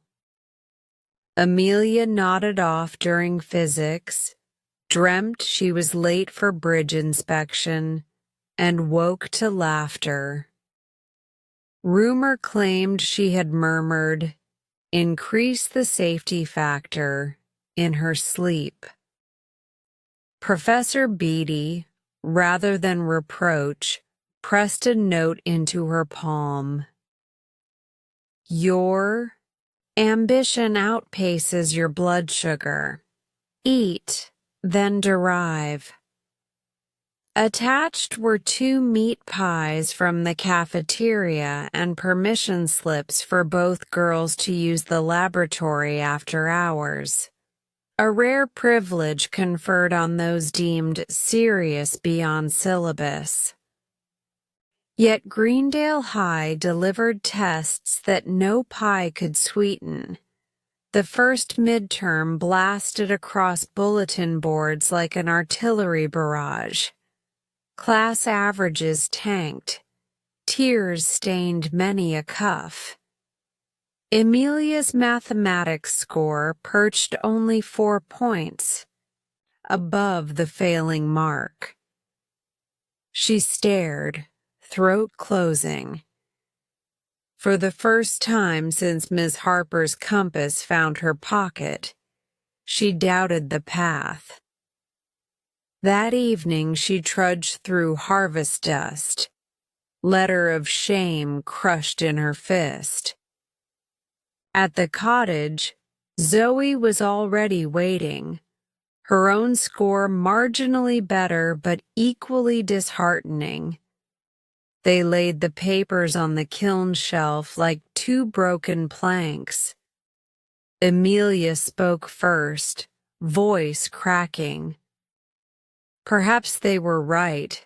Perhaps worlds, run by rail schedules, leave no space for willow twig engineers.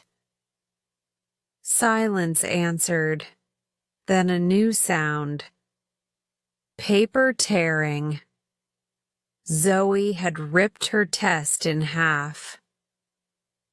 Wood splits, she said calmly, so we splice it. We don't throw the beam away. She tore Emilia's score likewise, fed both halves to the kiln's fire. Flames flared, devouring ink. We splice, Emilia, starting now. The next week launched the splice schedule. Breakfast at 5, wagon proofs reviewed en route, midday queries to teachers logged in coded shorthand, post-class tutorials in the after-hours lab. Emilia tackled calculus until integrals bent to her will. Zoe drilled Latin roots so fiercely that orphans of dead languages took shelter. Laura mailed them tide tables and structural journals, annotating margins with jokes to keep spirits buoyant. By term's end, the retest scores returned. Emilia's mark had alchemized into a solid distinction. Zoe's, too, climbed. Professor Beatty pinned their papers beside the classroom door with a large note. Exempli. Gratia. Resilience. No translation offered. None needed.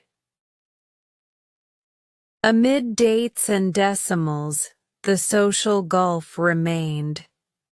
Winter formal approached. Posters bloomed. Across corridors, snowflake soiree, admission 2 shillings, attire formal. Emilia winced at the entry fee. Zoe muttered something about flimsy distractions. Yet Laura insisted they attend. Engineers must navigate ballrooms as surely as rivets, she quipped. On the appointed evening, the Willowbrook girls borrowed their mother's Sunday skirts and walked the greased parquet floor with far more grace than they felt. Chandeliers scattered fractals of light. A brass band played waltz sets. Lace sleeves fluttered like sails. Some students sneered, but Lara cut that wind by greeting Emilia and Zoe with a curtsy so deep the sneers choked into silence. For 3 songs they circled the hall, discussing, of all things, a cantilever pier they had glimpsed in an illustrated French periodical. The irony tasted sweet. While others danced around trivial gossip, they glided through load paths and moment arms. Mid-waltz, Emilia realized something transformative. She and Zoe did not need to become Greendale students in outward trappings. They already were Greendale students in essence. Curious, rigorous, unyielding. The moment they recognized that truth, brocade curtains and polished floors lost their power to intimidate. The calendar flipped. Spring's thaw leached color back into hedgerows, and with it came the announcement of the year-end Young Innovators Congress. Only the top 6 projects from the preliminary fair would represent the school. Professor Lindholm posted the short list outside the lab. Students crowded so densely that Zoe had to wedge a ruler through shoulders to peek.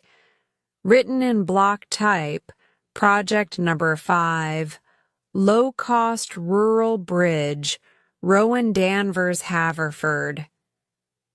Cheers erupted, chiefly from one throaty laugh, Lara's echoed by Zoe's whoop loud enough to shake beakers on nearby shelves. Emilia exhaled a breath she seemed to have held since October. Preparation consumed the final month of term. The trio upgraded their model with steel pins gifted by the smithy, replaced cedar planks with thin strips of hickory steamed and bent for authenticity, and stitched hand-tinted diagrams onto linen so they could fold without creasing. Homework receded to early dawn sessions. Social outings evaporated. Sleep rationed itself in teaspoons. Yet they thrived, sharing meals, tools, anxieties, jokes. One night, as rain hammered the shed roof, they watched their new model support. 30 stones of grain sacks without sag. Zoe smacked the beam in triumph. Lara scribbled the deflection value to 4 significant digits. Emilia whispered, half prayer, half prophecy. It will hold. Exams arrived, passed, and, like winter, were gone. When the report cards emerged, both village girls discovered they had landed in the top quintile. Greendale's bell clanged in salute. Lara hugged them so fiercely her slide rule snapped. On the wagon ride home they let fatigue settle like warm sand. The road's familiar jostle rocked them toward dozes. But before sleep claimed her, Emilia gazed over fields awash in sunset gold. A year earlier, those same acres had seemed wide enough to cradle every dream. Now they felt like the front garden of wider realms. She pictured the bridge they would one day build. Not of twigs or cedar shavings, but of tempered iron. The first beam spanning Willowbrook Creek. The crowd gathered, Zoe's violin playing. Some triumphant tune, Lara standing ready with the ceremonial bolt. She imagined Ms. Harper leaning on the railing, smiling that quiet smile that ignited everything. And as the wagon crested the last hill, Emilia's eyes fixed on the distant school cupola, a pinprick on the horizon now, that still caught the westering light. Scientia lucem praebit. Knowledge provides light, yes. But she had also learned that friendship provides ballast, perseverance provides motive force, And every seemingly pretentious Latin motto hides a simple truth waiting to be lived. Thus closed Emilia Rowan's first year at Greendale High, a story of rattling wagon wheels, ink-smudged triumphs, cold lunches, late-night logarithms, and the slow magic of discovering that the world is larger than one village, and yet entirely navigable, when bridged by courage, numbers, and the steady hands of friends. Chapter 8. Family Sacrifice. I want you to step with me into a stifling July afternoon, when the air above Willowbrook smelled of dust and faintly of fear. Greendale High had closed for the term, but the village kiln still glowed from dawn to dusk, trying, like everyone else, to shape misfortune into something that would hold water. For weeks, rumors had drifted down the valley.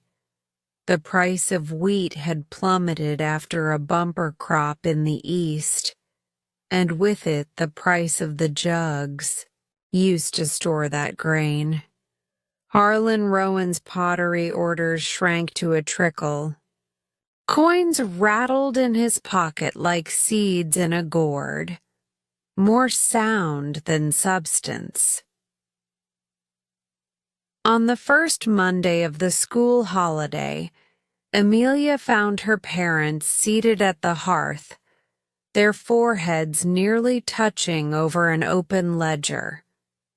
Her mother's finger halted on a column of numbers. Her father's sigh made the candle flame tremble. "Interest is due in 9 days," he said, voice low. "We can manage half." Emilia stood silent in the doorway. 9 days. Half. 2 words that weighed more than any calculus text. That night, after the cottage settled into uneasy sleep, she joined her father in the kiln shed. Heat pressed against them like a living thing. He rolled a lump of clay, but his hands lacked their usual rhythm. At last he spoke without looking up. "University entrance. That comes next summer, yes?" "Yes, Baba." "And there is a fee?" Emilia nodded before remembering he could not see. "A large one," she whispered. He turned the lump into a cracked circle and let it fall. "Then we need new work, bigger orders, or—" He did not finish the sentence. The crackling kiln filled the silence for him. 3 evenings later, a second crisis arrived. This one at the Danvers cottage. Zoe's youngest brother, Oliver, stumbled home feverish, soot-logged from helping their father scrape flaking lead, paint off an abandoned manor. The town doctor prescribed rest and medicine that cost more than a week's groceries. Paint contracts had already evaporated. Landlords preferred unpainted wood to paying even the humblest artisan. Zoe's mother wrapped Oliver in quilts and wept quietly when she thought no one heard. Zoe heard. She packed her paintbrushes and sketches into a tea tin, slid the tin under her bed, and rose before dawn to meet Emilia under the half-collapsed willow by the creek. "I'm quitting school," she announced, wind-whipping her words flat. Emilia's breath hitched. "Absolutely not. My family needs the wages. There's talk of a clerking post at the timber yard. It's numbers. I'm good with numbers." "You are better with force diagrams," Emilia shot back. "For every ledger you balance, a bridge design goes unbuilt." Zoe knelt, scooped a pebble from the water, and watched ripples widen. "Bridges don't cure fever, Emilia. Money for medicine does." They sat until sunrise painted the river rose gold, and neither had found an answer that was not cruel to someone. The following Sunday, the village congregation gathered in the stone chapel. After the hymns, Reverend Hale cleared his throat and announced that the autumn charity auction, usually reserved for lacework and pickled pears, would be expanded to include custom commissions, carpentry, knitting, even one-of-a-kind pottery pieces. All proceeds, he said, would support families crushed by the grain collapse.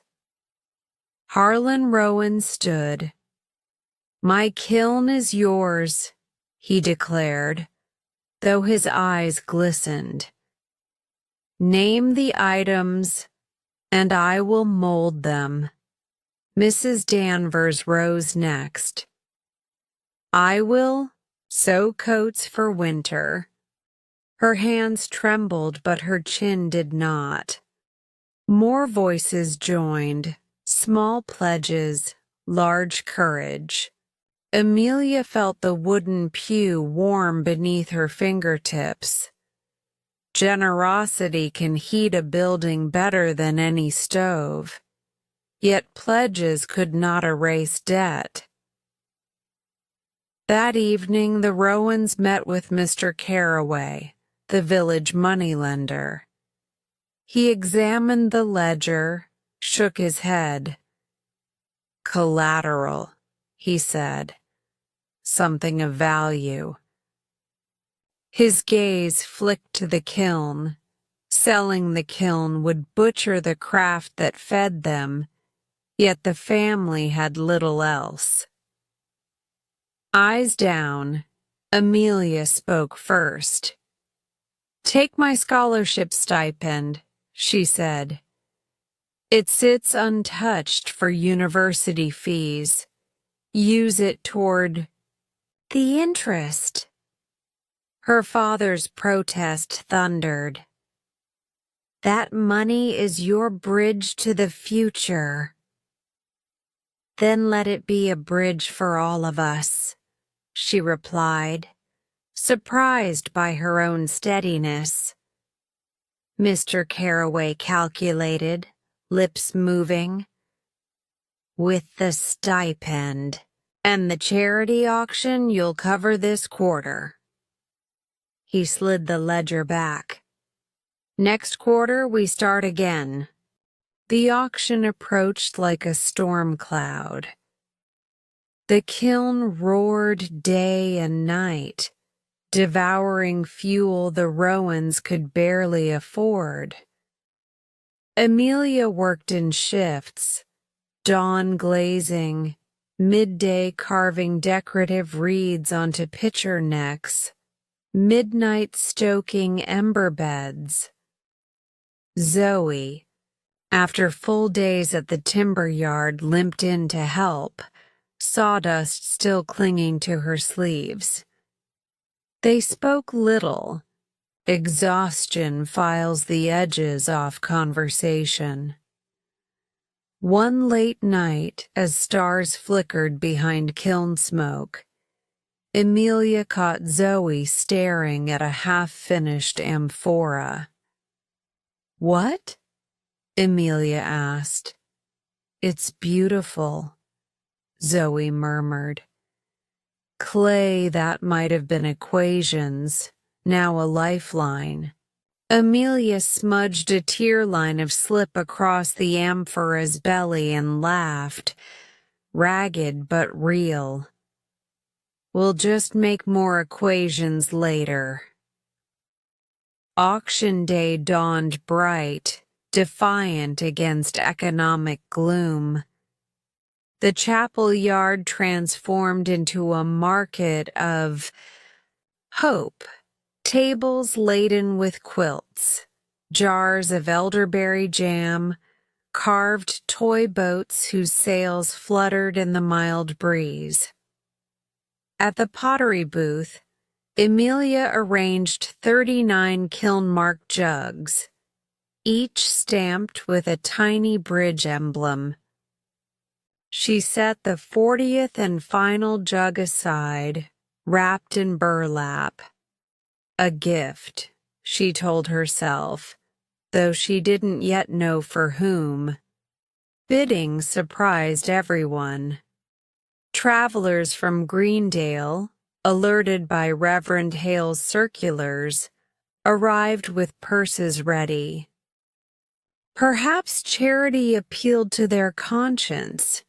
Perhaps the workmanship spoke for itself. Either way, jugs sold at prices Harlan hadn't dared whisper. One city merchant bought the entire second shelf and ordered a dozen more. By dusk, the collection plate overflowed. Reverend Hale announced that mortgage interest for every family, Rowan, Danvers, and 3 others, was paid through spring. Cheers rang. Relief melted knees. Zoe's little brother, pale but recovering, chased fireflies between lantern poles. Yet triumph cost muscle and coin. The Rowans would need months to refill the kiln's storehouse. Zoe's wages still mattered. Around a lantern, Emilia and Zoe formed a new pact. She would re-enroll at Greendale but commute only 3 days a week, carving 2 weekdays for pottery production. Zoe would keep clerking until Oliver regained strength. In evenings she'd study. Via lesson notes, Emilia ferried home. Both would reconvene each Saturday in the kiln shed, half engineering lab, half workshop, to refine their innovators' Congress model. Sacrifice was no longer singular. It was shared, tessellated like the girders of their bridge. Autumn returned, crisp and copper-leafed. On Emilia's first commute back to school, Mr. Quill's wagon rumbled through mist while she recited Zoe's Latin declensions to the cadence of hoofbeats. Inside her satchel lay the 40th jug, still wrapped. At Greendale's stone arch, she sought out Laura Haverford, pressed the bundle into her friend's puzzled arms, and explained, "For library fees, drafting vellum, whatever the Congress demands. It's a bridge disguised as cookware."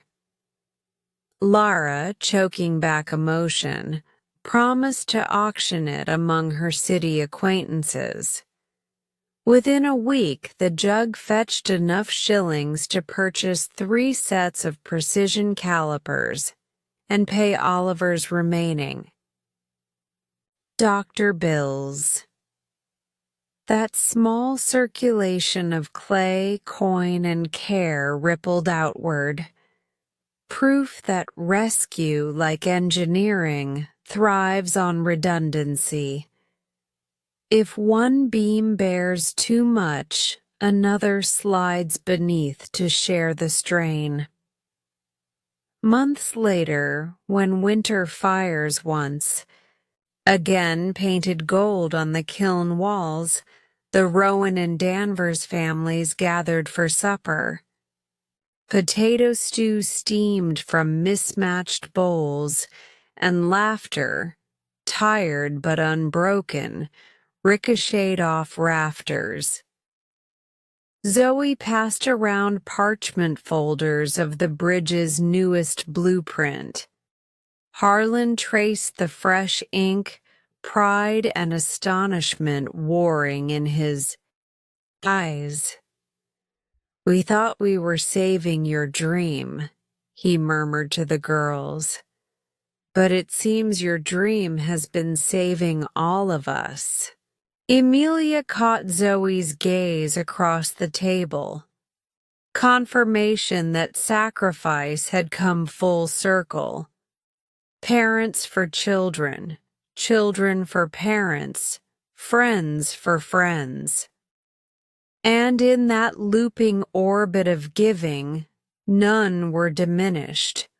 All were reinforced, like intersecting diagonals transferring load into solid ground.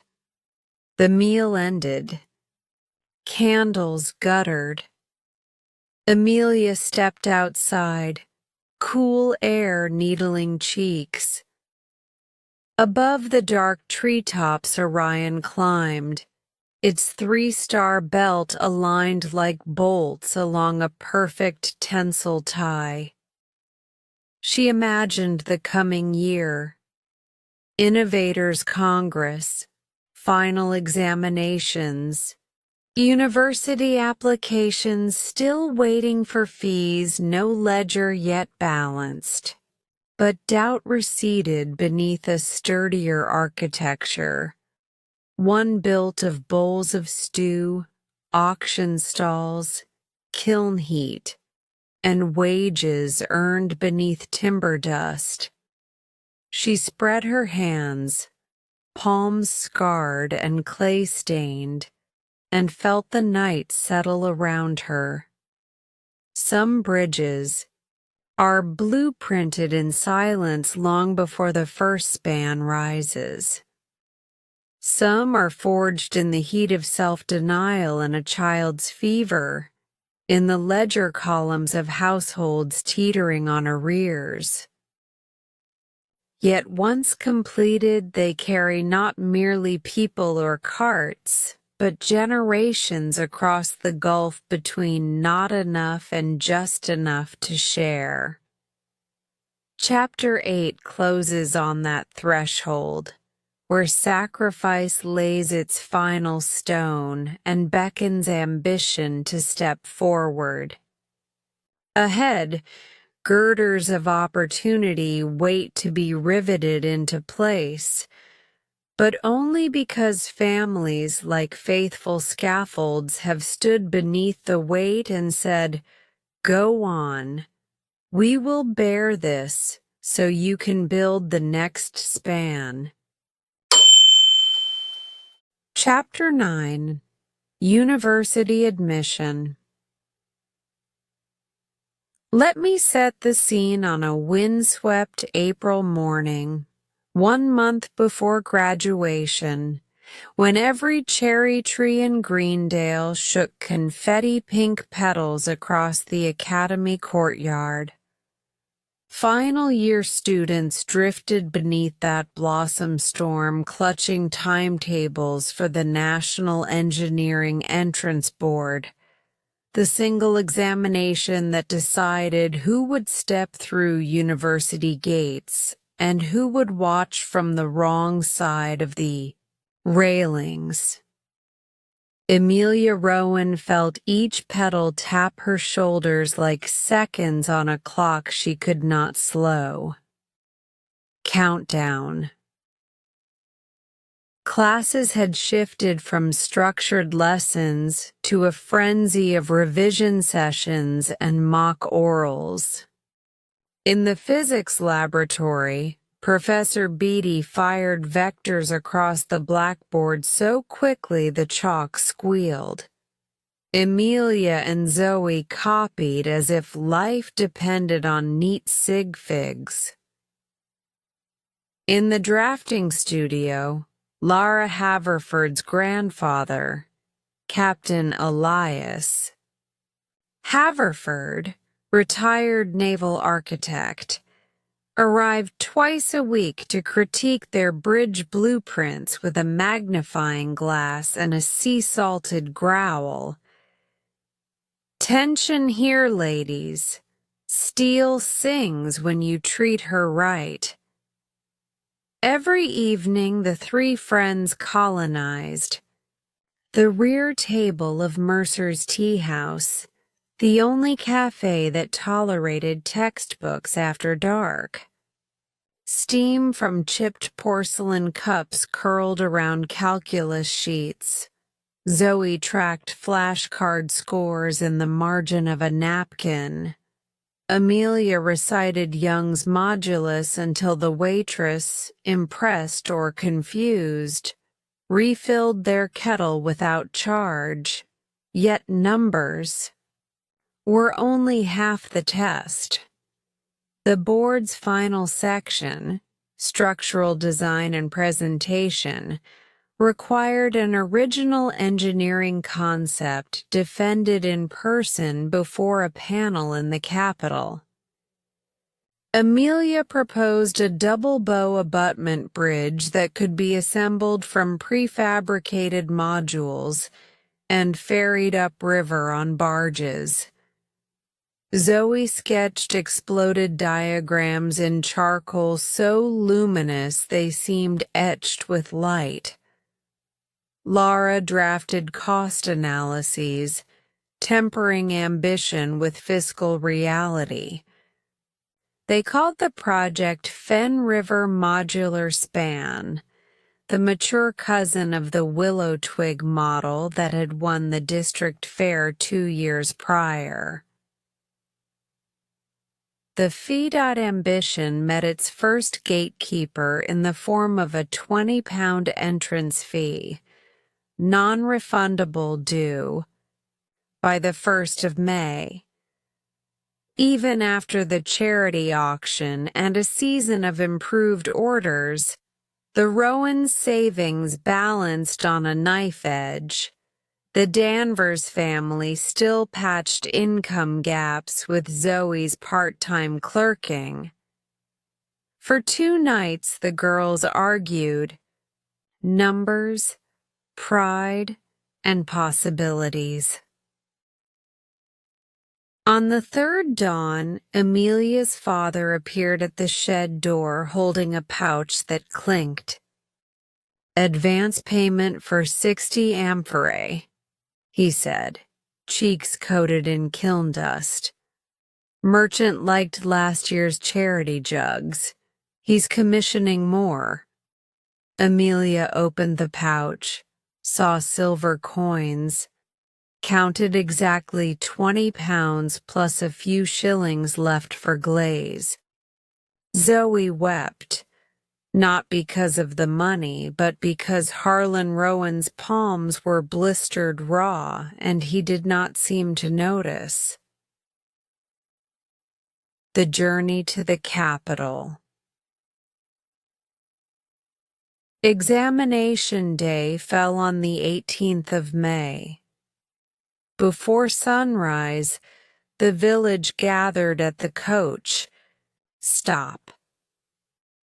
Mrs. Danvers pressed parcels of barley cakes into the girls' hands. Captain Haverford slipped Lara a slide rule engraved with the words, "Stay true to the load path." Reverend Hale offered a short prayer that ended, "May all their stresses remain within elastic limit, Laughter chased their tears and steadied them for the road. The capital, Helmsgate, rose beyond hazy meadows like brick coral in a gray sea. Spires, smokestacks, airships tethered to hotel roofs, noise so layered it felt like weather. The examination. Hall occupied an entire city block, its facade trimmed with stone garlands of gears and laurels.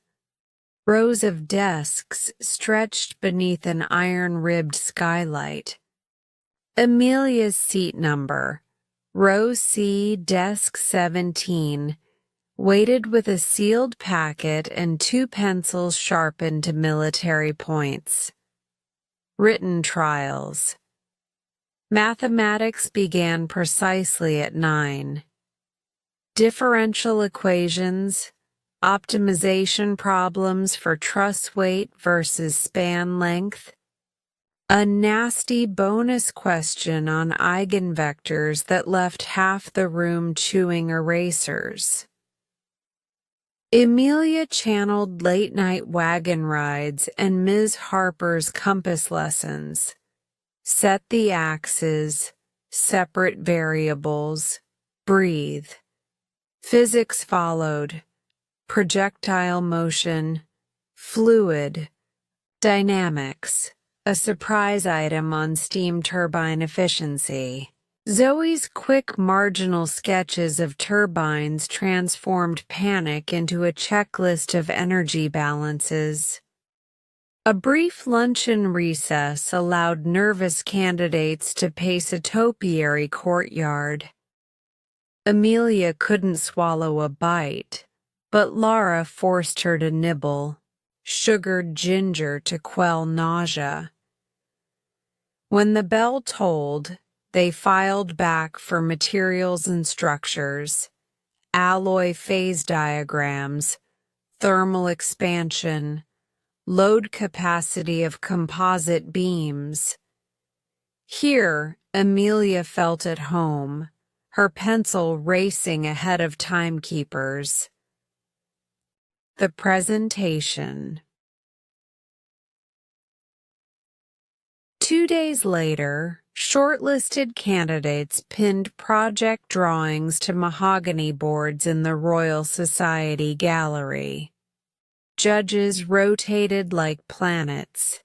Dean Everly of the Imperial Institute, Dame Miriam Sewell, first female bridge inspector in the realm, and Colonel Fitzroy of the Army Corps of Engineers.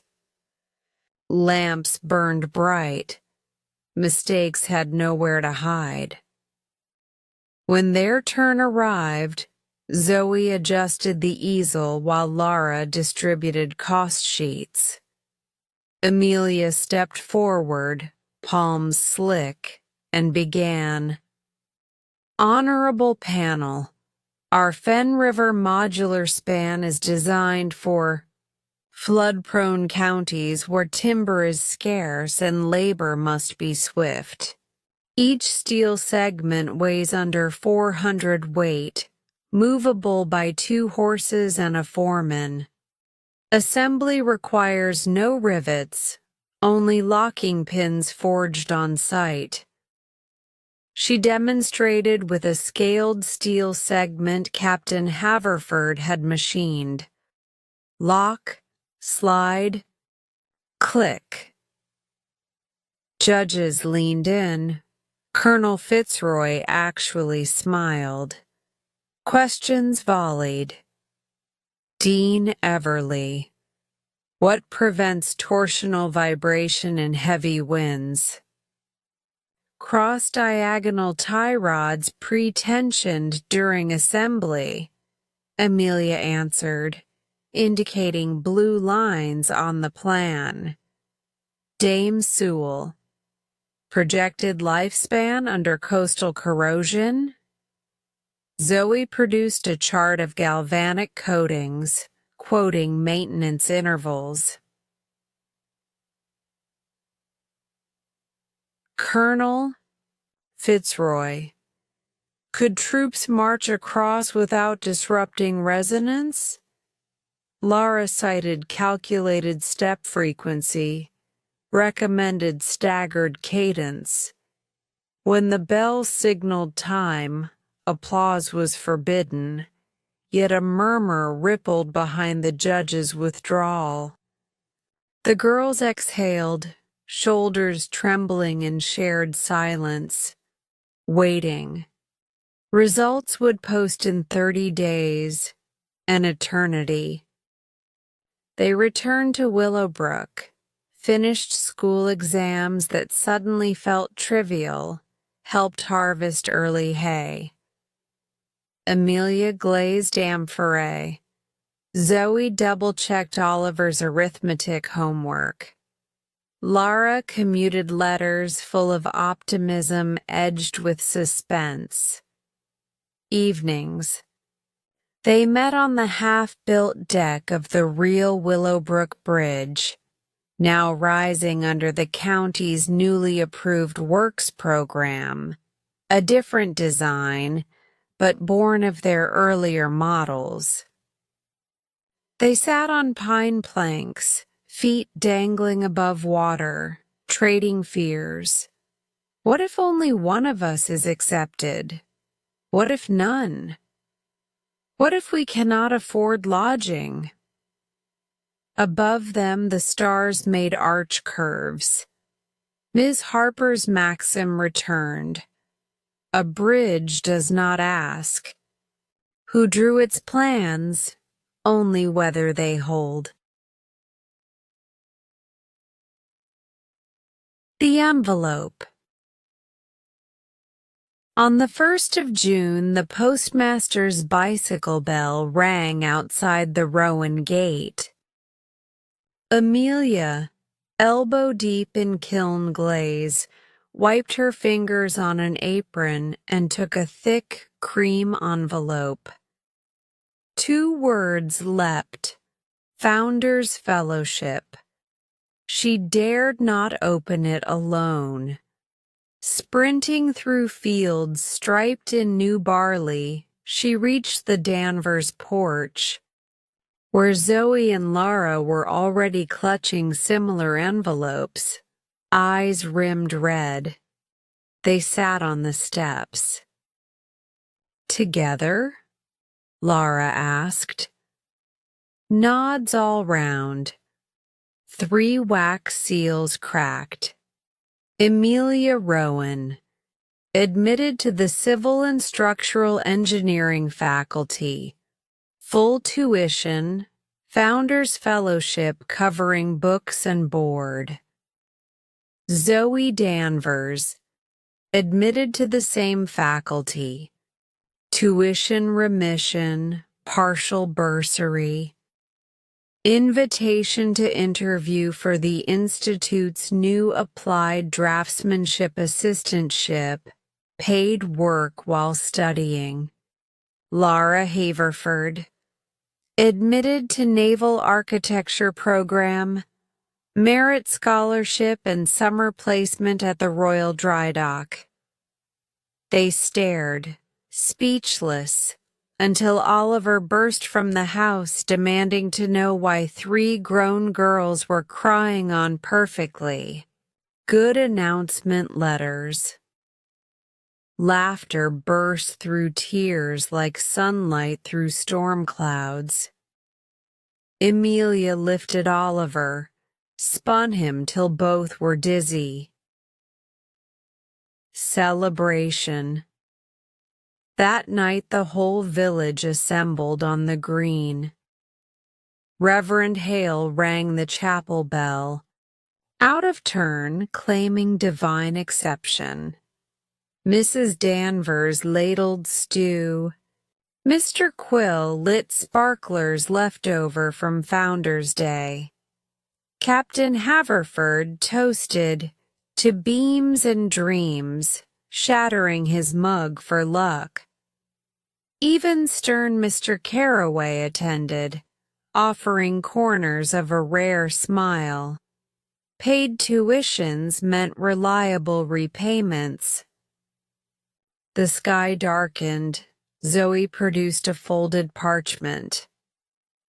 "I wrote a contract," she announced. Article 1. Whatever happens beyond university, we collaborate on at least one real bridge project. Signed tonight. Witnessed by the stars. She handed each girl a carpenter's pencil. They signed, smudged, laughed. Oliver added his name in crooked letters. Harlan Rowan pressed a wax seal made from a wad of kiln slip and a thimble. Epilogue of the chapter.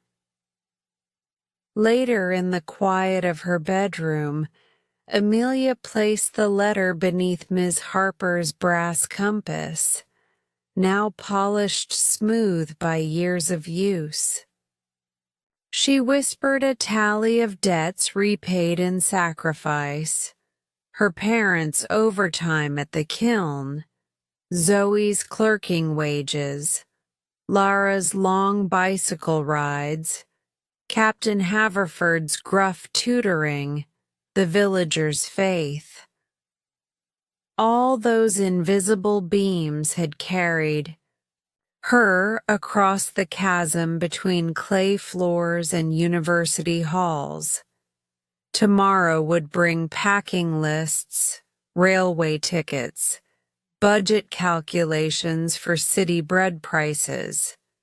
But tonight belonged to stillness, gratitude, and the hush before a new span takes its first daring load.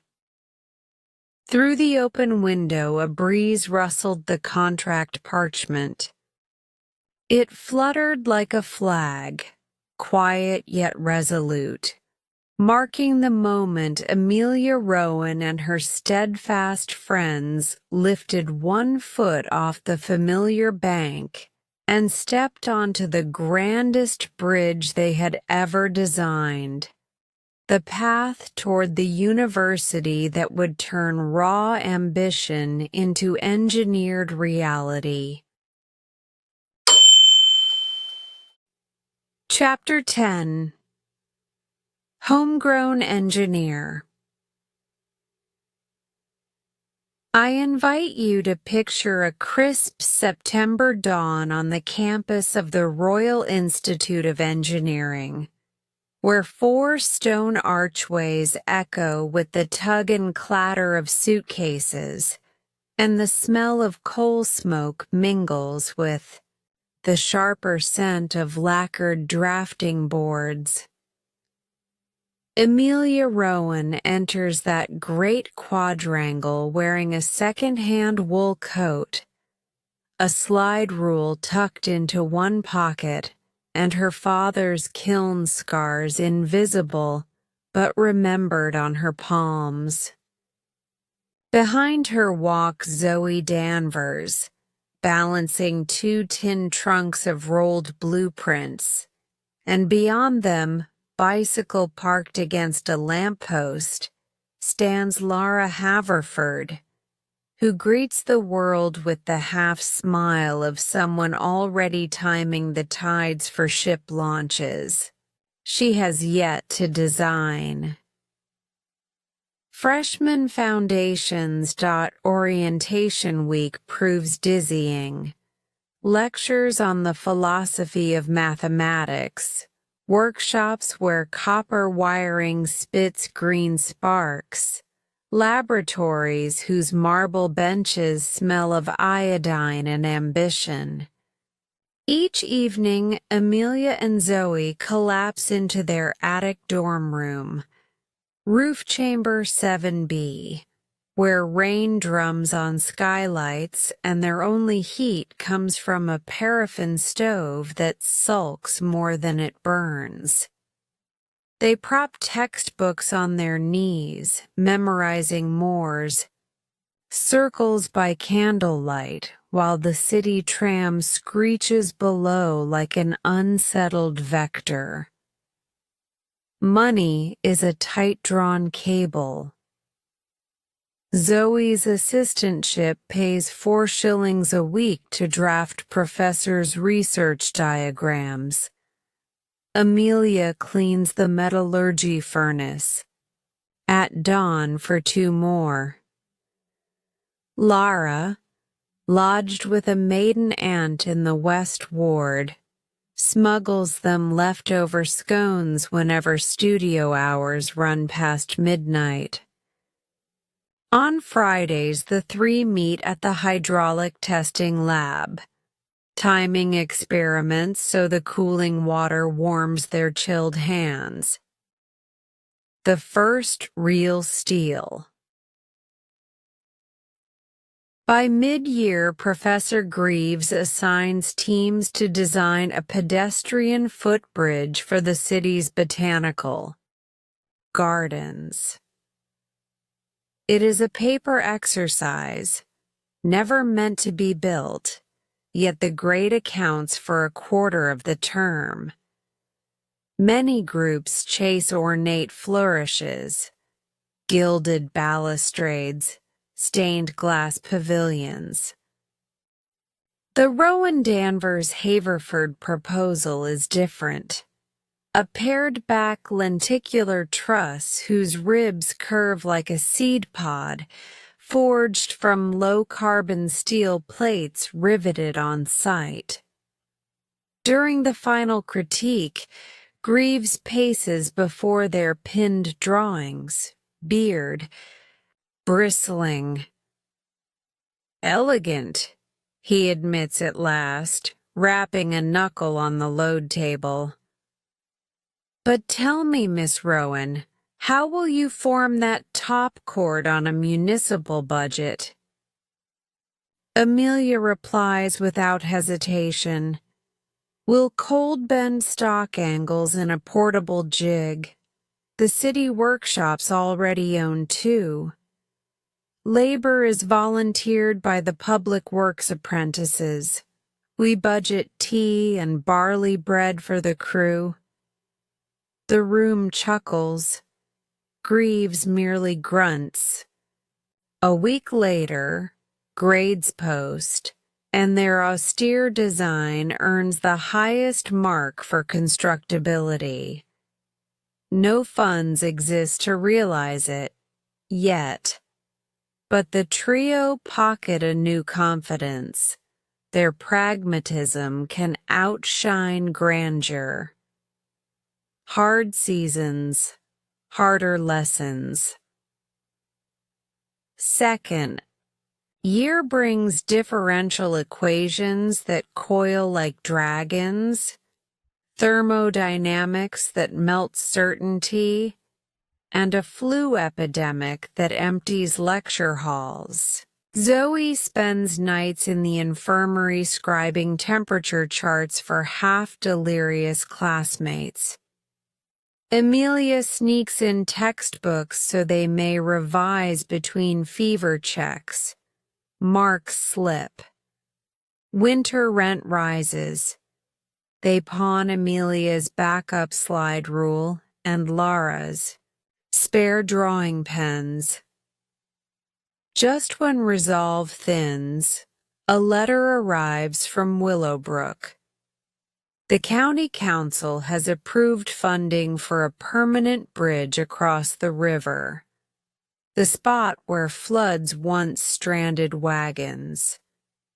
Specifications call for a 36-foot span, 2-horse carriage width, load limit 8 tons. The council invites competitive proposals. Their hearts gallop. Over black tea and borrowed graph paper, they outline a submission. A through truss. In modular bays inspired by Emilia's childhood sketches, but refined through 2 years of university calculus.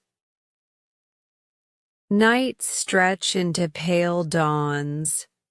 They model shear flow on the lab's new mechanical integrator, calculate fatigue life, ink cost columns down to the last cotter pin. When the bid is sealed, they stare at the envelope as though it were a talisman.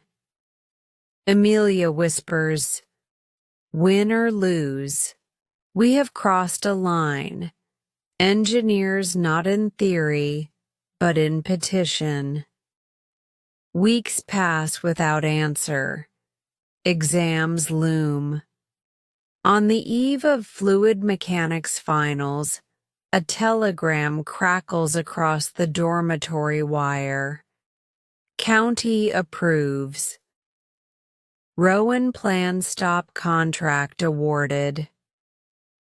On condition of supervision by licensed engineer.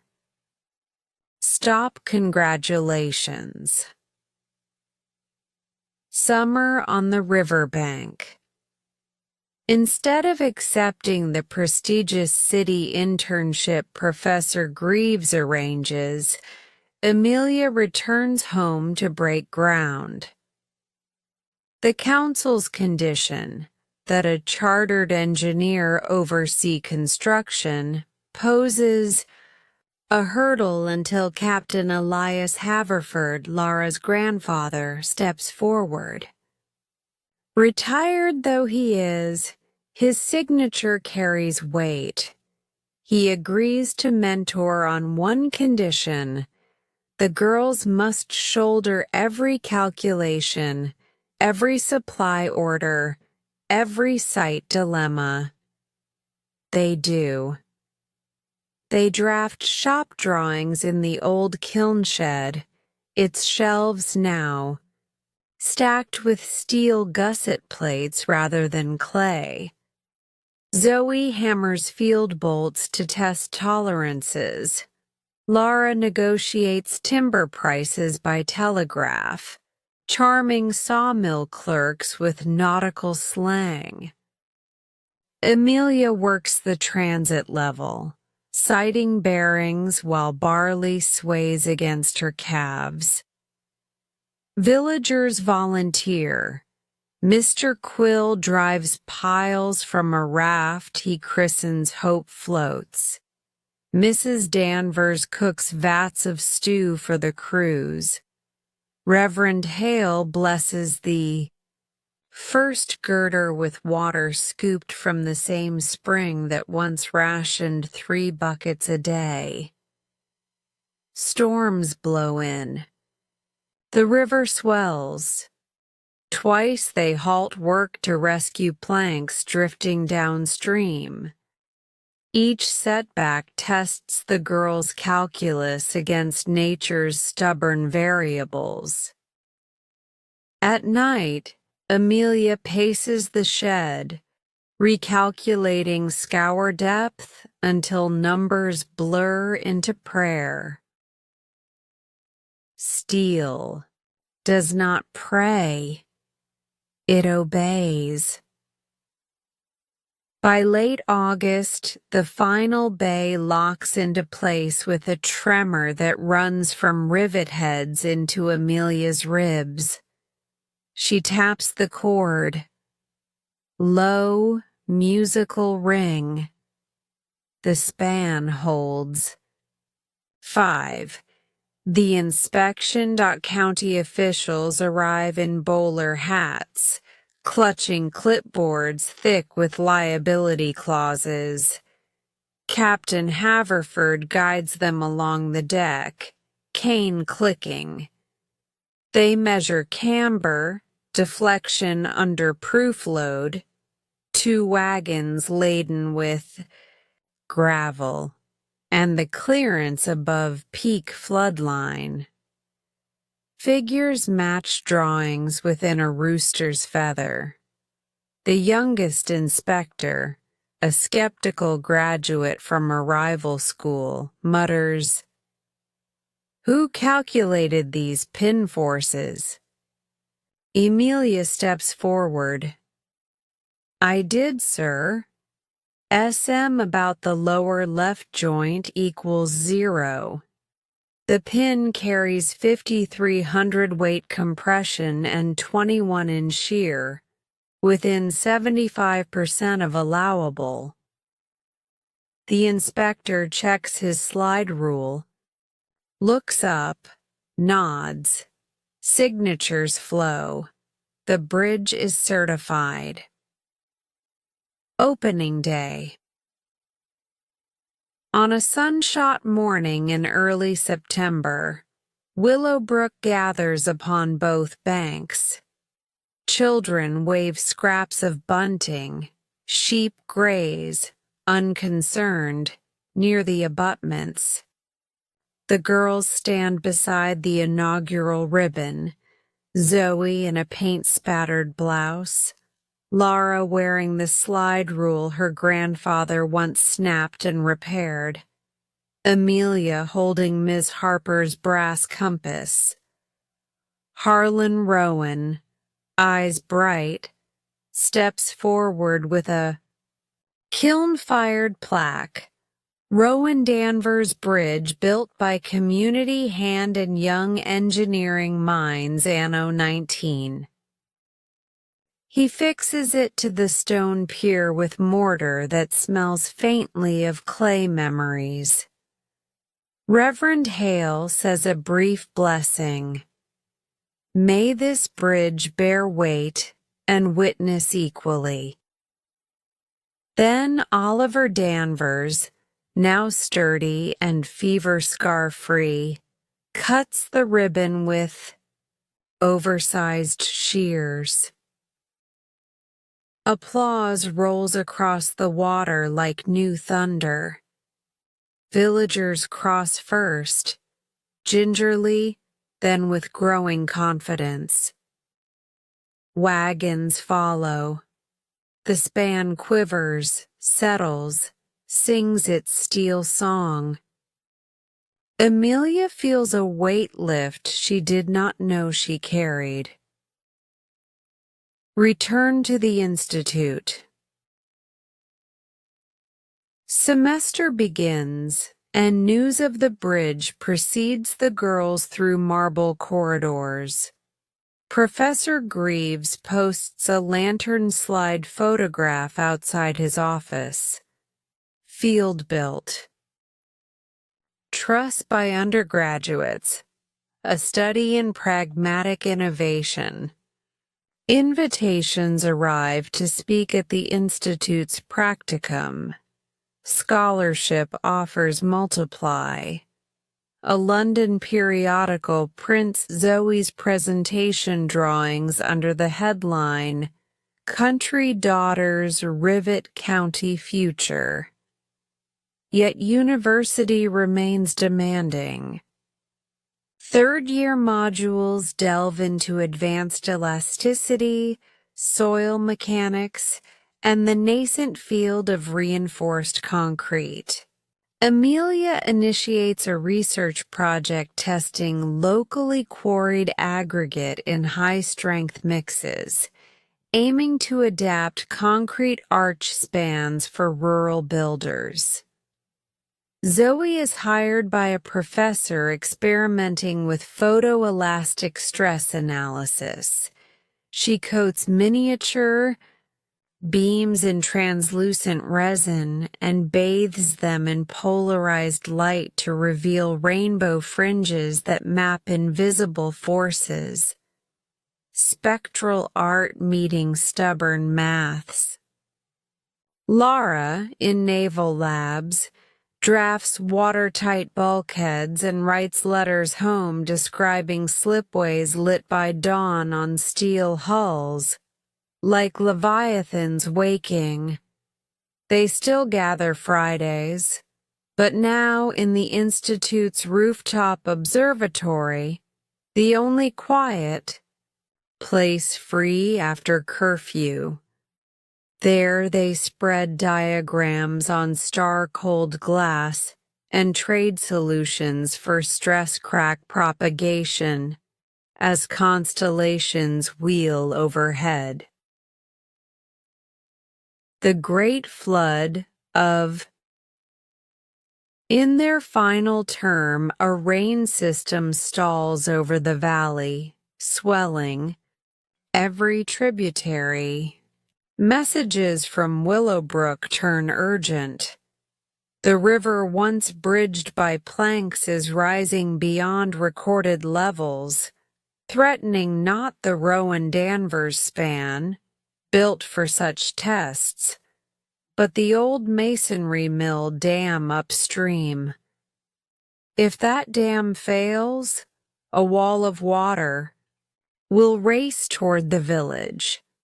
Professor Greaves petitions the Institute Board, allow qualified students to assist. Approval is swift, partly pride, partly liability.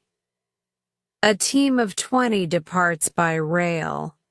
Emilia and Zoe co-lead structural assessment. Lara heads logistics. Arriving at dusk, they find villagers stacking sandbags.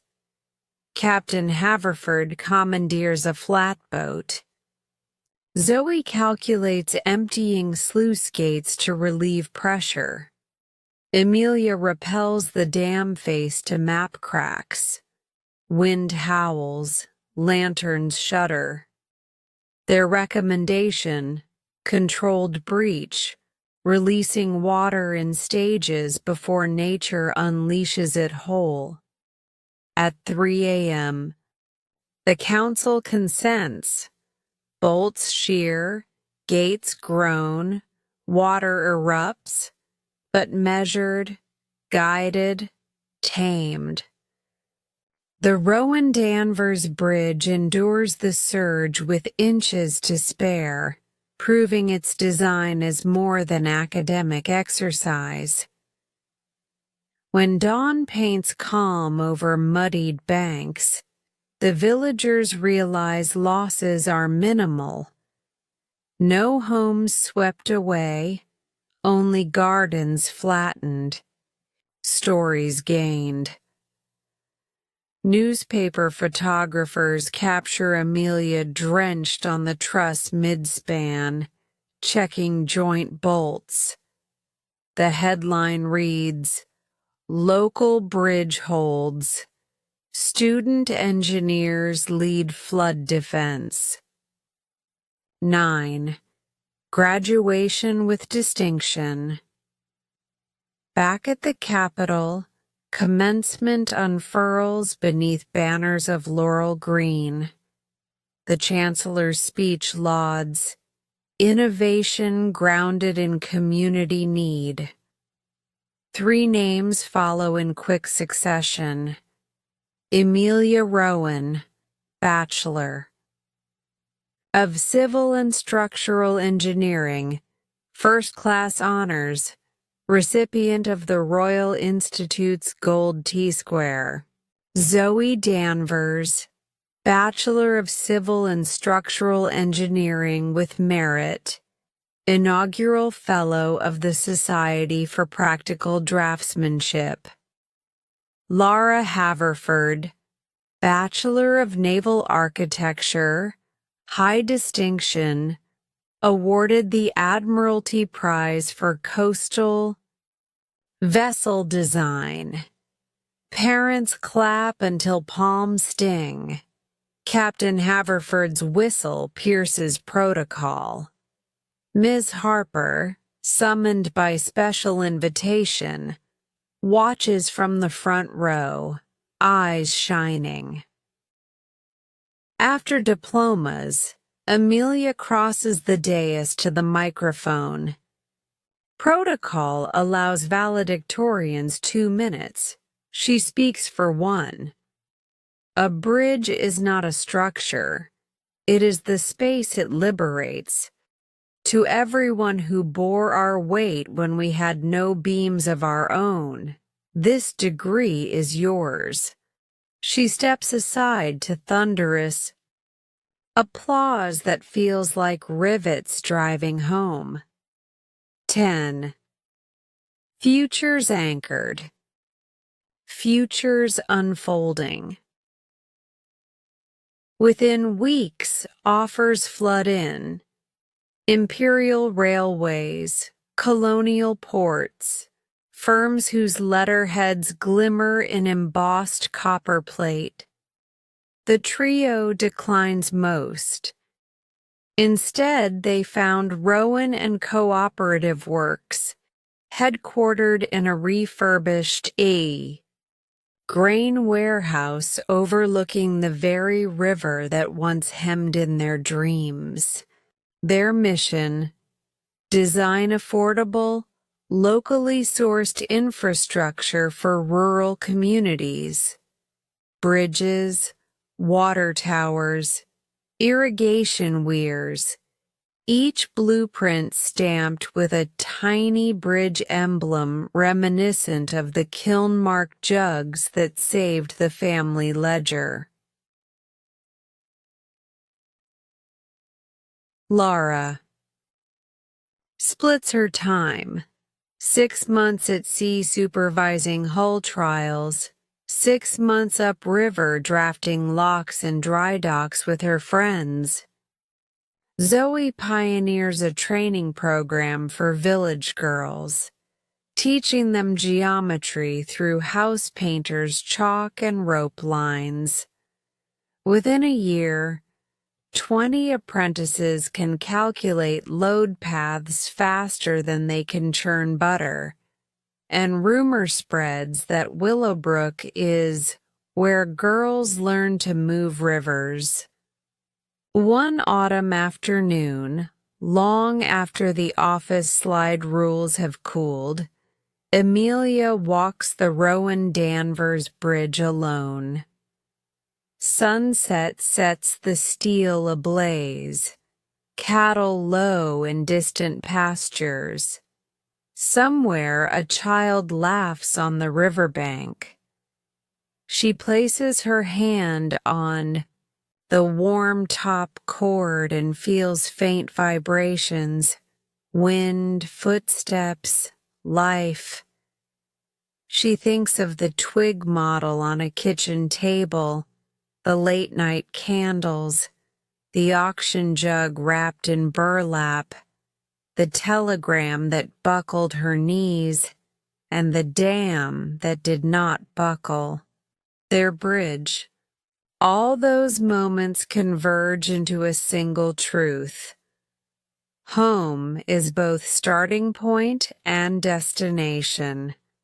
An engineer is not made so much as grown, ring by ring, like a tree drawing strength from the very soil it seeks to fortify. Emilia inhales river air, heavy with silt and promise. Tomorrow brings new calculations. There is talk of a rail viaduct across the next valley. But tonight, she is content to stand upon proof that numbers can become shelter, that community can become steel, and that a little girl's stubborn dream can one day carry wagons, water, and whole generations beyond the floodline of fear. She taps the cord, listens to its steady hum, and smiles. A homegrown engineer charting spans toward horizons yet unimagined, certain that every bridge ahead will rise upon the unshakable. Peers of family, friendship, and the unwavering belief that possible is only another way of saying not built yet. Great work today. Every moment you spend practicing brings you closer to mastering your English listening and speaking skills. Remember, progress comes with patience and consistency. If this story inspired you or helped you in your learning journey, don't forget to like, share, and subscribe to Easy English Spark channel for more lessons and stories. Keep listening, keep speaking, and keep believing in your growth. I'll see you in the next video. Take care and keep shining.